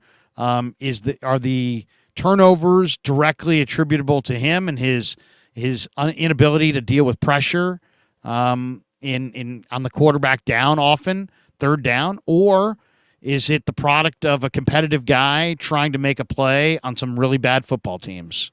We're going to find out. Yeah, and you, just to kind of go off of what you said right there. So Sam Darnold in his career, 55 interceptions, 35 of those coming in the second half of games. So he usually doesn't make a lot of mistakes early. They're coming late, and you're 100% right. He needs to stop that, and that's one of the things. We haven't really seen him play all that much during the preseason. Carlos says Kyle's 100% to blame. The fact is, Kyle should never have drafted a raw Division II quarterback to a win now team. If he coached in the East, he would be on the hot seat. I kind of disagree. You still have to have somebody better. And at the end of the day, if you got somebody better, come knock on my door. Otherwise, there's always going to be a little bit more noise in the Northeast for sure than compared to the casual West Coast. Everybody's laid back, and I'm going surfing, I'm doing this, I'm going for a walk in the Marin Headlands and all. Yeah, there's people out here who have a little bit more perspective, a little bit more laid back, right? There would be more people in the East calling for his head. Doesn't mean they're right. Just means there's more people with louder opinions back there. But you're right about that. Brian J says, do you think Kyle Shanahan's trying to help Darnold be able to get another gig? Darnold's career might be over if he was named quarterback 3. And can we sign Bosa already? I don't think Kyle Shanahan has enough time to worry about other teams. I think he's got too many things on his own plate to worry about setting up Darnold for future this or that. He's concerned about his own 53 and his own mortality within the sport. Steven Draper, it was cowardice to put Warner out there, no pass. I don't know if cowardice is the right word. It was awkward. It was awkward. I asked him a couple questions, but it was awkward, wasn't it, Jack? I mean, it's like here's Hargrave. Hey, what do you think of what's going on with Trey Lance and Sam Darnold and the quarterbacks? I don't know. Nobody told me anything. Fred Warner. I just went out there. I noticed that he wasn't there. I mean, it would have been nice to have heard from Shanahan or Lynch, but once again, I'm giving them a pass because at the end of the day, you're in the midst of a negotiation. You're not going to be forced to answer a bunch of questions, and you're not going to stand there in front of the entire media corps and just say, no comment, I can't comment on that, I won't comment on that. So it's better in that situation to not talk. But it was awkward. It was awkward without a doubt. When you say they're in the middle of a negotiation, trade talks with other teams, you're thinking? Yeah, I'm thinking, well, I mean, they're either going to trade him or not, and it sounds like, they have a window here between now and when they announce Sam Darnold as the number 2 and Tuesday, and I don't think it serves their best interest to get in front of microphones and speak on to the media who can just ask any question they want. We can, ask them anything we want to ask them, and what are they going to just say? No comment. I don't want to talk about it. Then, I mean, I think they should have gotten out front. To be honest, I really do. I think they should have gotten out front and been a little bit more proactive. I agree with Matt Mayoko, who went on and said, why the secrecy? Why couldn't they be proactive and create their own narrative? They created way more drama than needed to be created just by the way they decided to clam up and not say anything.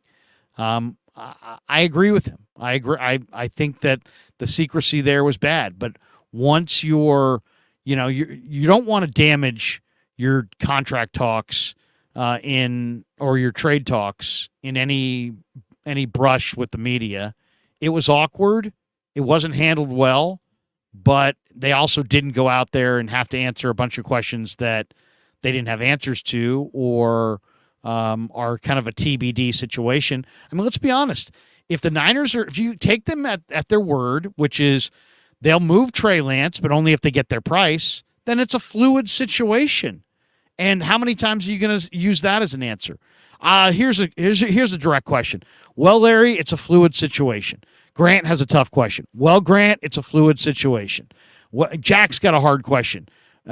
Jack, it's a good question. It's a fair question. It's a fluid situation. I mean, if that's all you're going to really say and you don't want to be on the record of saying anything, then in some ways it's probably best to not talk.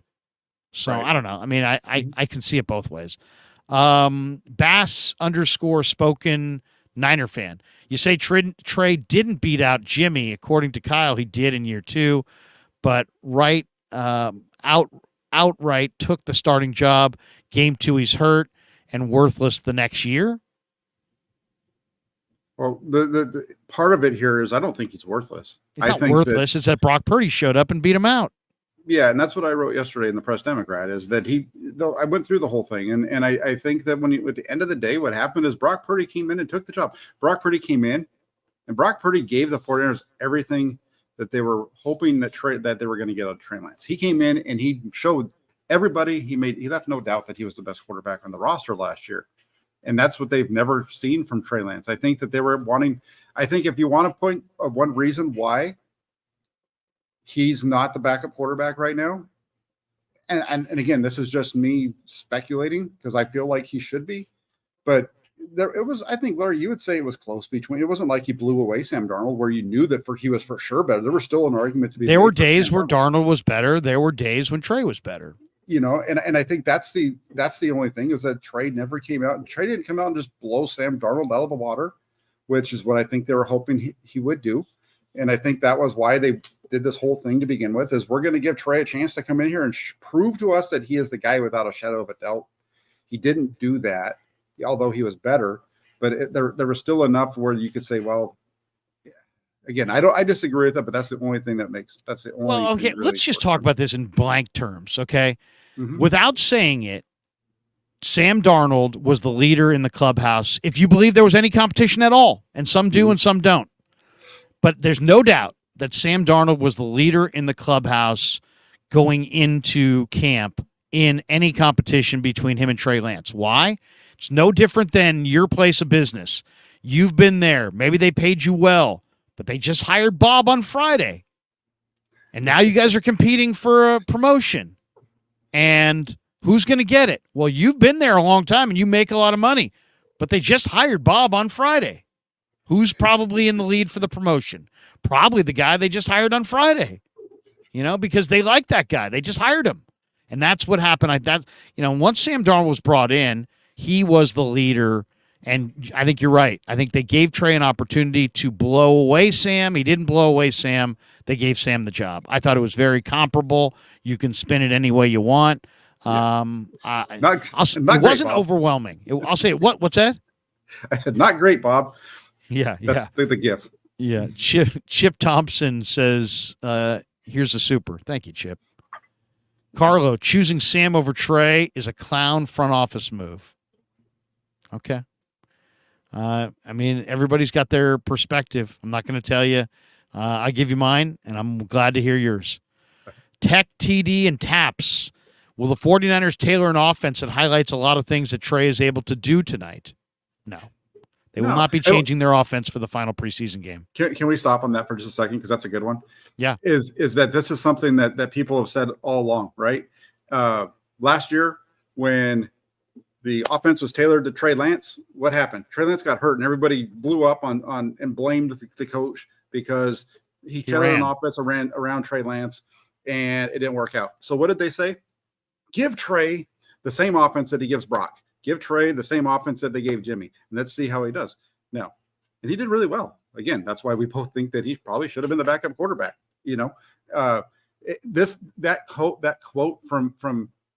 That quote from John Lynch has been taken out of context. People are acting like that was something that he didn't tailor the offense to Trey Lance ever. I saw a guy on Twitter who's way bigger than me on a national level put it out there that the offense was never tailored to Trey Lance, and that's just flat out wrong. It's just wrong on so many levels. And they didn't tailor the offense to Trey Lance. They gave him some opportunities on things that were only for Trey Lance. They gave him some opportunities on zone reads and draws and those types of things. But tailoring the offense around Trey Lance, they've never, like, their passing game is their passing game. Their running game is where the tailoring came from. And there's just a lot of unhappy people that just are frustrated. I mean, Trey ran when they ran him. It was like, hey, you're putting him in harm's way. When they came out in the preseason game and he threw a bunch of times, you're sabotaging him. You're having him throw too many times. So I mean, it's just like, really? I mean, seriously, Flav. I counted 5 turnover-worthy throws Trey had in his 2 halves this preseason. Only 1 was actually caught. Sam maybe had 1. Trey just doesn't have the poise that even Sam does. How could he?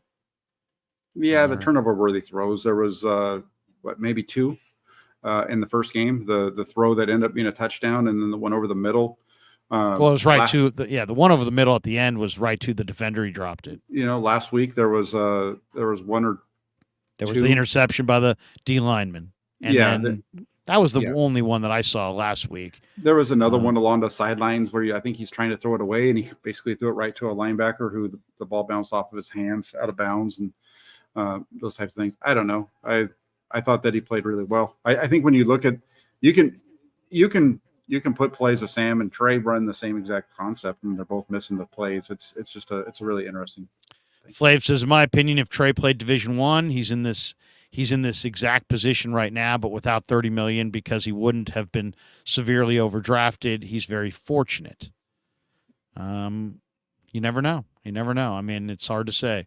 Artur Gazarian, listening to this fan base chat and others, one would think we are a bottom team. We're a Super Bowl contender. Some humility and gratitude is needed. 40 whiners, man. I mean, at the end of the day, you got people saying that Shanahan should be fired. They've been in 3 of the last 4 NFC Championship games. Come on, guys. Come on. Well, I think we're all better than that. Show your frustration in another way. Shane Cole Marino. Shout out to the 2 best guys doing this. When you guys are together, it's the best. Love the show. Keep doing it. See you in Pittsburgh, Jack. Larry won't be there. He's lazy. Absolutely. Good to see you, Shane. I'll be glad to see you out there. Lazy television. Sam Darnold starts for the 49ers from week 4 on. Oh, God. No, I hope that's not the case. Yes. Tech, TDs, and taps. Why wouldn't Shanahan tailor an offense that highlights a lot of things that Trey is able to do tonight? Because he's not going to change his offense for the 3rd preseason game. I mean, he might have a couple plays that he thinks that Trey likes. I think that's just smart play calling. Find out what your quarterback likes. Talk to him before the game. What do you feel comfortable with? And let's go with it. But you're not going to change your offense. Yeah. Abad on Panada said they haven't won anything. NFC Championship is not good enough. Brock Purdy was pure luck, and we still truly don't know what he's going to be. When can we hold them accountable? If Brock is a bust too. All right. Well, I mean, not good enough. I mean, then you're just a miserable person because all the other teams in the league don't make the NFC Championship game. Should they just all fire their coach? I mean, seriously. And Brock Purdy was luck? I mean, come on, that's ignorant. Brock Purdy was not luck. Brock Purdy's college team, the year he left, went 1-8 without him. Brock Purdy's pretty good. Now, they may have been lucky to get him where they got him, but don't make it sound like maybe it was luck to draft him, but his success was not luck. Yeah, we said this earlier. They'll be held accountable when they start losing. I understand they haven't won the Super Bowl. I understand all those things, and yeah, they play to win the Super Bowl, and I think we're at a point where they do need to win a Super Bowl. But that doesn't mean we can't talk about how good they've been. They've been one of the best franchises in the NFL for the last 4 years. That's why they are one of the premier teams that everybody's talking about, is because of how good they've been. This is a damn good team. And Brock Purdy's the best damn quarterback on the roster. I don't know why people aren't getting this. There's a difference between Brock Purdy and Trey Lance. You can watch him on a daily basis. He had 2 bad practices this year, if you want to say that. His first 2. Other than that, since the first couple of days, he's been a very good quarterback for the Flyers. He had a couple of bad practices, like mediocre, whatever practices out in Vegas, where they were a little bit rougher, but they weren't bad. They were not good either. You can have it's not just good or bad. There are things in between those two. And Brock Purdy, 12 of 12 in his last practice, and he threw 5 deep outs. No, there's I mean, you know, people want to complain about Brock Purdy because it's the coup de grace, I guess. I don't know what the word is. It's the meal of the day. And Brock Purdy goes out there and he makes, I put it up on my channel. There's a throw on my video, go to Inside the Flyers with Jack Hammer, pull it up. There's a throw where Brock Purdy and Trey Lance run the same drop. They're throwing the same throw right next to each other. The ball leaves their hands at the same time. It gets to the receiver at the same time. There's not a big difference in their arm strength on the majority of their throws. I don't think there's even a big difference on their throws down the field. How many times have you seen Trey Lance hit a big throw down the field? Seriously. Yeah. He had a couple, like the shot there, or a couple of wide open, throws like that, right? Okay, that's awesome. How many times has he done that in a real game? The one to Deebo Samuel where Deebo doesn't have anybody within 5 yards of him, and he throws it. The pushback will be like, we haven't seen a lot of him, period, in games. But we're seeing it in practice. I'll say this: Brock Purdy, and it's a fact. Brock Purdy went downfield. When I say downfield, I'm talking 20 yards or more down the field. Went downfield more than the other 3 quarterbacks combined in this camp. Absolutely. No, he did, and he did it last year. You can look at the NFL considers deep throws more than 20 yards. His deep throw percentage was as high as was on average with the top 5 quarterbacks. Give me the guys that you think are the top 5 quarterbacks in the NFL. We'll look up their throws beyond 20 yards. Their percentage is going to be roughly the same. And their completion percentage is going to be roughly the same. I think if I had to look it up because it's been a while since I talked about it. I think his completion percentage on throws beyond 20 yards was the same as Patrick Mahomes. Strawberry reacts. I'm just trying to get out of here, get these supers out of the way, but they just keep coming here. So we'll finish strong here. Strawberry reacts. Says there have been suggestions that Kyle Shanahan is now going to try to install Sam Darnold over Brock Purdy as QB1. Your thoughts? I disagree. It's not going to happen. Yeah, that's not going to happen. Not going to happen. Alan H says, here's $5. Alan H, thank you. Appreciate you, brother. Jim Mollet, one of my buddies from Sac State, says, Krug, given what you just said about quarterback protection, how concerned are you with the O-line? I feel like that could be our Achilles heel. I like the first team O-line. I'm worried if any of them go down. Yeah, I think that's fair. Sarah says, can we please address all these fans? What's that? What's that little emoji there? Dogging, right? It's a dog. Dogging our coach and number one quarterback, thinking they know better than a top NFL coach. Why aren't they coaching a dynasty team? Sarah, you're way too logical. You'll never make it in the YouTube chat. Alan says Trey will be QB3, and if so, may play this season. The leak was an attempt to get an offer that the 49ers can't refuse, but I don't think that'll happen. Could be right. Could be right. What an amazing 5 days this will be, though.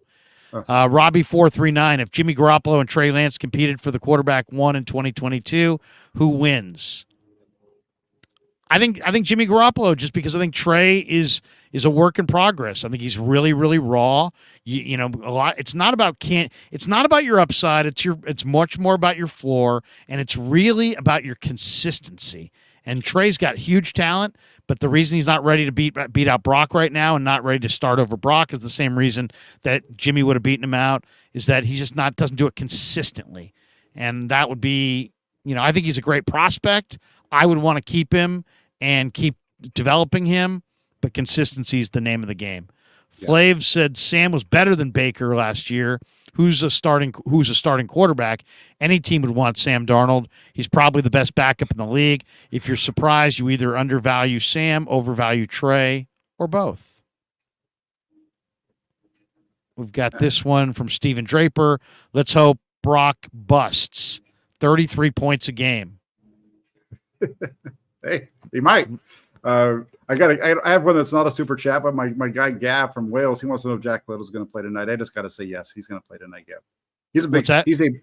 My guy Jack, my guy over in this, and he's not a super chat. He's a member of the my channel.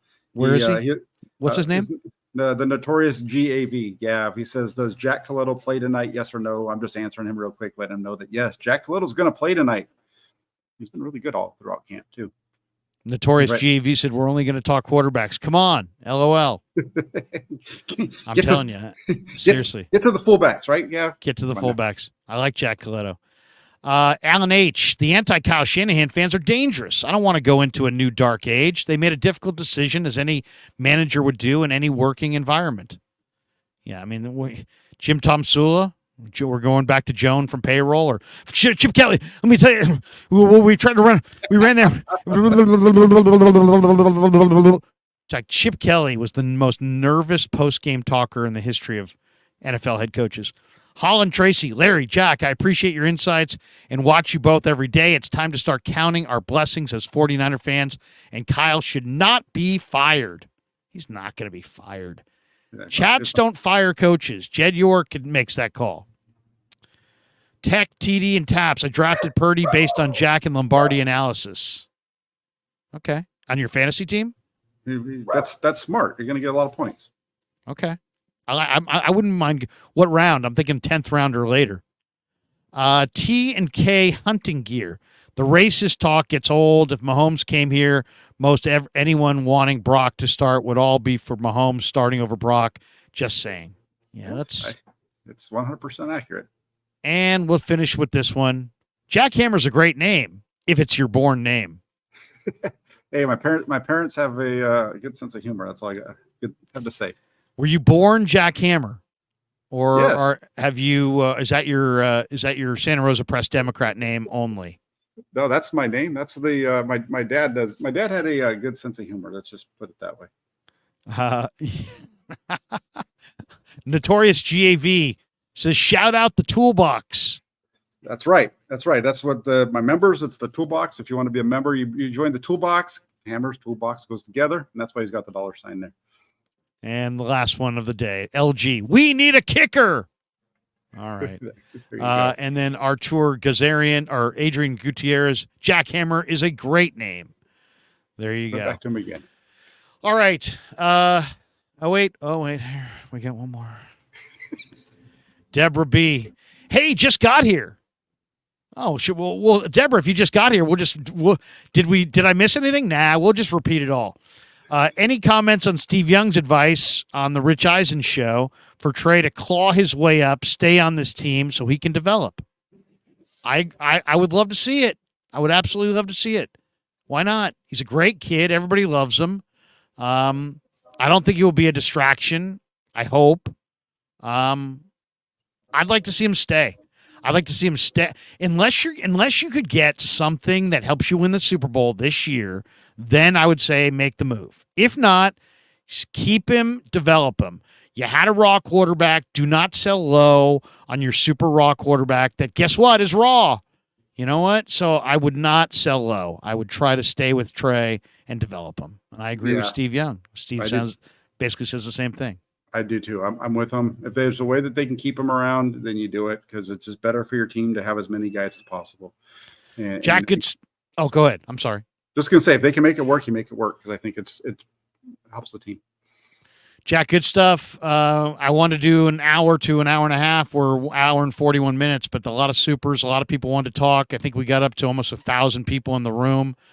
Great stuff. We'll talk to you soon. I'm just going to play a couple spots here and have one last thought.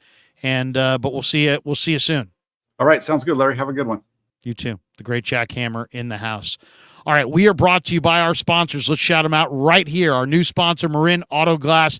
Your windshield breaks. You need a new one. MarinAutoGlass.com or give them a call, 415-883-3030.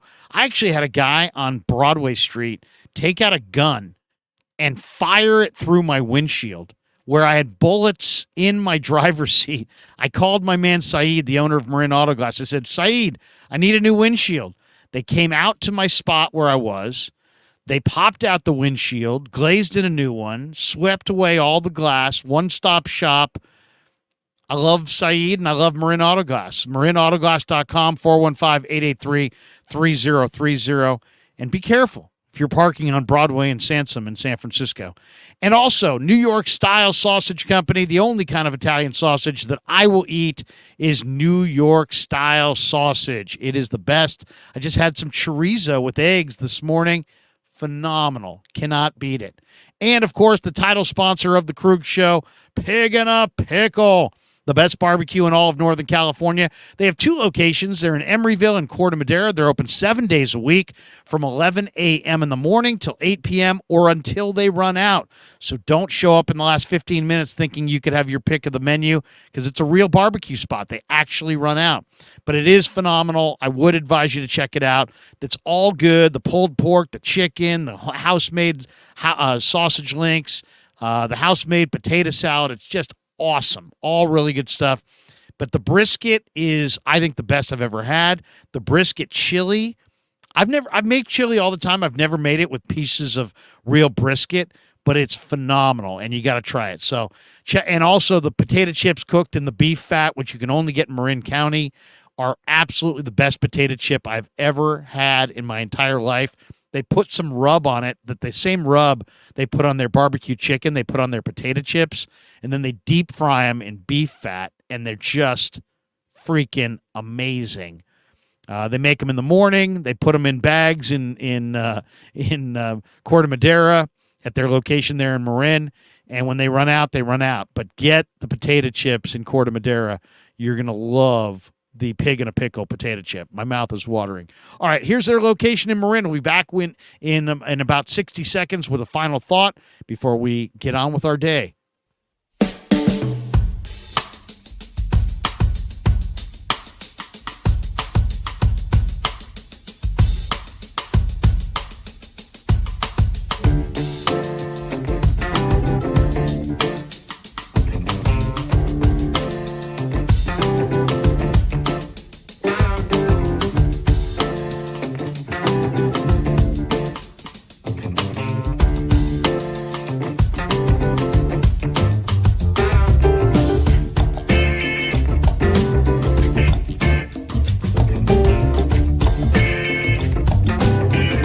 So New York style sausage was started over 70 years ago. We are the largest producer of fresh Italian sausage on the West Coast. What makes our sausage in New York style is really the recipe came from back east, from New York, from Connecticut. If you look at all of our labels, there's maximum 4 or 5 ingredients, which we're really proud of. There's no preservatives, no MSG, fresh in, fresh out. The pork comes in fresh, goes out fresh. There's never any freezing throughout the process.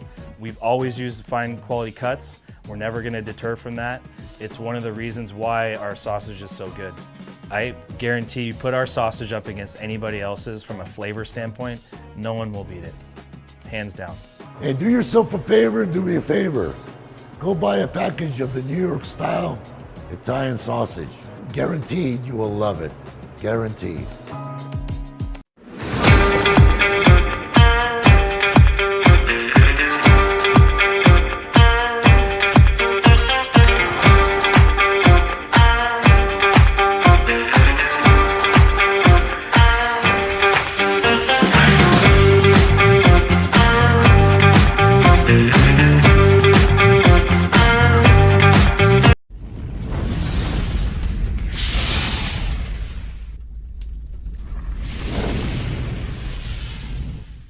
All right, coming down the home stretch on the Krueg Show. Thanks to Jack Hammer. Thanks to all you guys. Thanks for all the super chats, by the way, as well. Incredible stuff.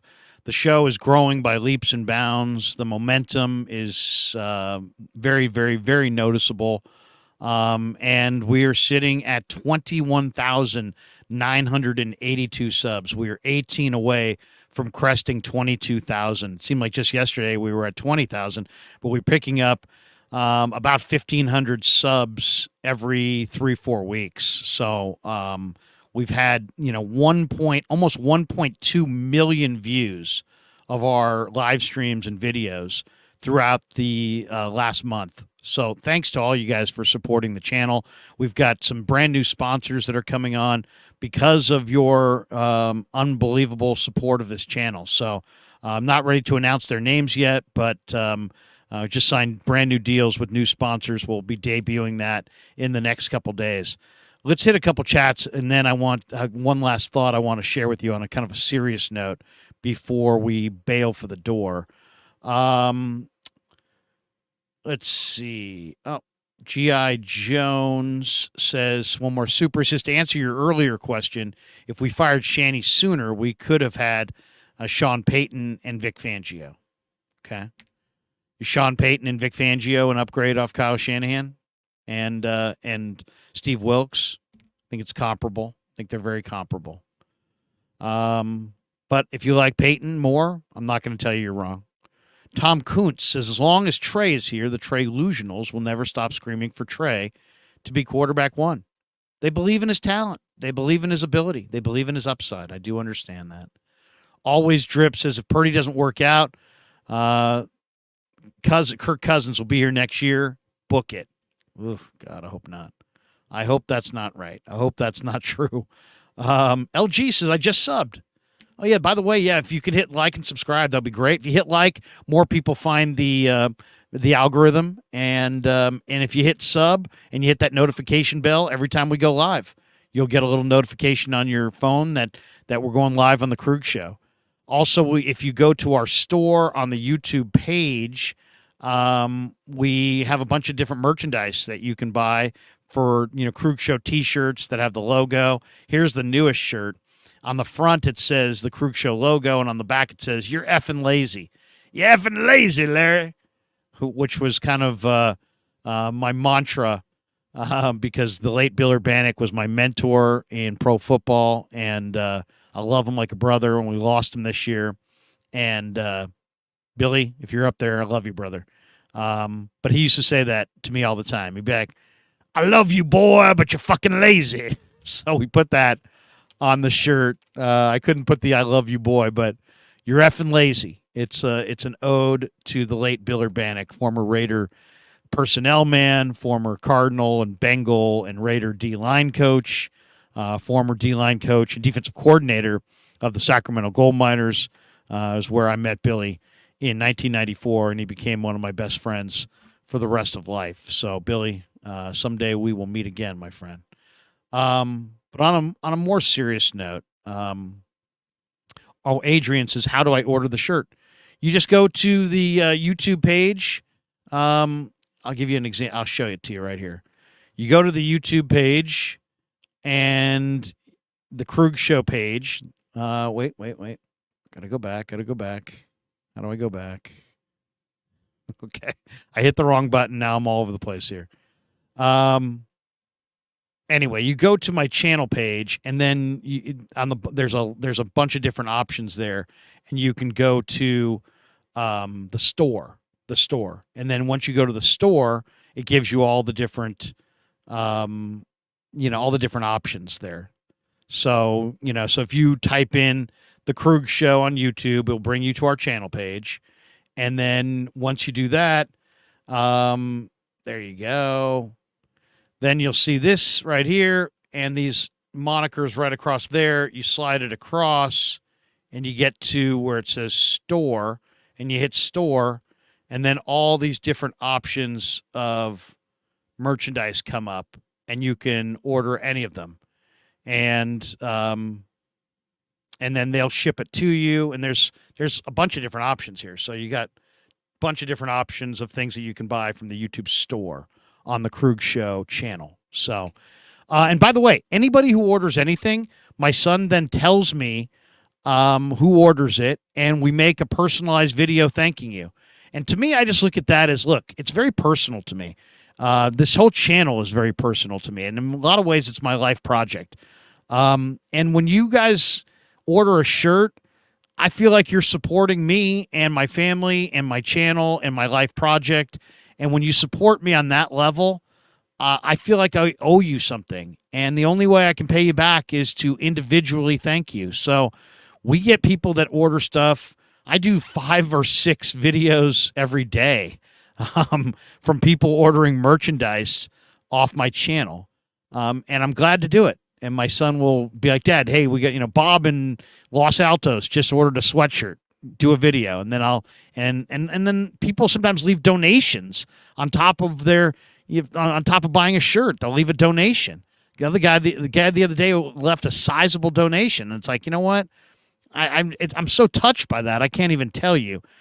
So in my mind, I just feel like I owe you guys, not just like a mention to you generally, but a mention to you individually. So in that situation, everybody who orders any merchandise, if you've ordered, and anybody who's already ordered can attest, I take out my phone and I cut a personalized message to you, thanking you for supporting our channel. So anyway, I just, I appreciate every one of you guys. I appreciate all the support.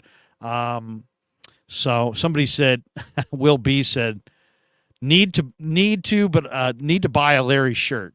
So where was the one in here? Someone said, someone to get a t-shirt that says relax. I like that as an idea. Maybe just relax. Digital Drew says, when is the final roster cuts happening? Well, they've already started to happen. And the Tuesday at 1:00 is the 1:00 Pacific. So 3:00 Central, Drew, since I know you're in Chicago. 3:00 on Tuesday, the 29th. But at that point, every team in the NFL must comply and be down to 53 men.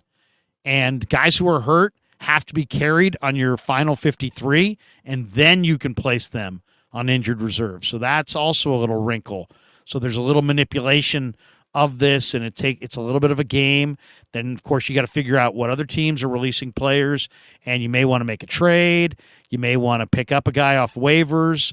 The two teams that if I were a Niner fan, I'd be looking at really closely as far as their cut down, Dallas and Cincinnati. Cincinnati has backup offensive tackles that I think the Niners would have interest in. Dallas has backup defensive ends.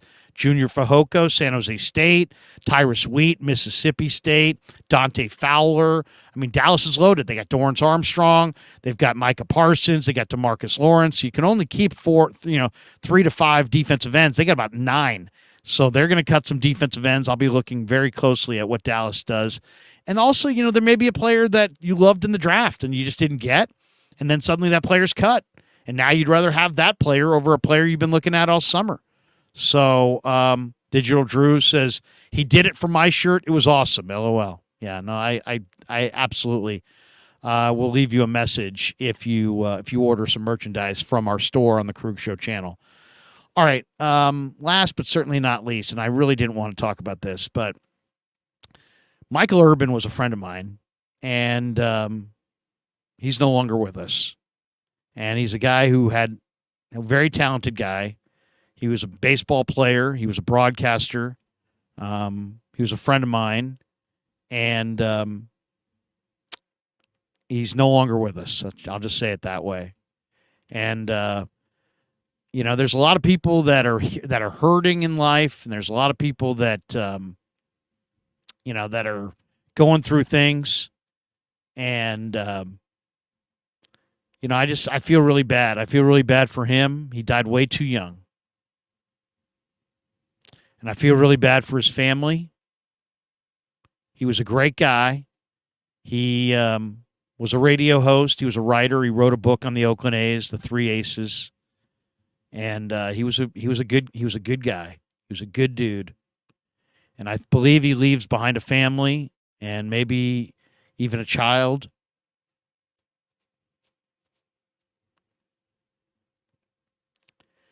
It's just really, really difficult for me to talk about this, but he used to have a thing on KMBR when he would fill in, and he was there. We weren't really there at the same times, but I knew him well, and he would simplify everything down to, good for ball, bad for ball. And somebody would call up and say something, and he'd be like, "Yeah, that's good for ball." And then somebody else would call up and something and be like, "Yeah, that's bad for ball." And that was kind of his shtick a little bit. And,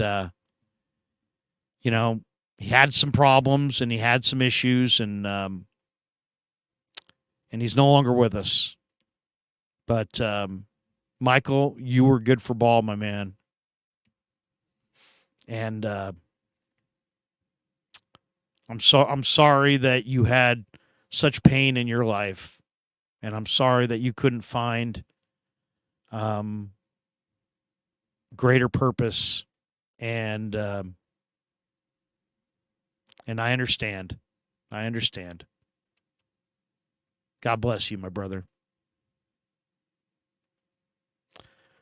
Guys, that's going to do it for the show today. I'm going to be back with you tonight after the football game. It's going to be a late night, but join us tonight. It's going to be fun. John Dickinson will be in the house. My son Kevin will join me tonight. I got to thank Kevin as well. He's helped me so much with this channel. He's made this so enjoyable to get a chance to work with my son in some capacity on this channel, on this project. It's been absolutely a joy. But tonight, 7:00 game, I'll be at Levi's. You're probably going to hear me with Dibbs and Willard on 95.7, probably doing a segment, I think, sometime later this afternoon. So listen for that on 95.7 The Game Radio on the FM dial. I'll be at the game tonight, 7:00 kickoff. When the game ends, I'll go into the locker room, do a couple interviews with some of the players, and then we'll stream. We'll do a show after the game. That game's probably not going to finish till 10 o'clock West Coast. That's 1 a.m. East Coast. So then I'm going to go down into the locker room. I'm going to interview some guys. I'm going to come back up. So roughly 10:30 West Coast. 1:30 East Coast. Drew, that's 12:30 in the Central Time Zone. We're going late tonight, and we'll probably will only stream for an hour or so, but it'll be me and JD and Kev on the stream, and then we'll drive home, sleep fast. Tomorrow morning, Saturday, the 26th, the coach is going to stop by. He'll have a lot to say, I'm sure, about Trey Lance, about the Niners, about Brock Purdy, about tonight, about the game tonight, about the cut down, about Trey's future, Sam Darnold. We'll get into all of that with the coach. I love the coach. He's very passionate. He'll be here tomorrow. We pushed that back from 9 Pacific to 10 Pacific. So it'll be 10 Pacific, 1 o'clock Eastern in the afternoon tomorrow for me and the coach. Looking forward to it. And thanks to all you guys for supporting the channel. And we'll see you tonight after the football game. And we're out. Yeah, never met a man I've been scared of. Careful, you gon' get exactly what you asked for. Here for whatever you bring me, getting handled. I answer to no one, I don't need to hassle. Yeah.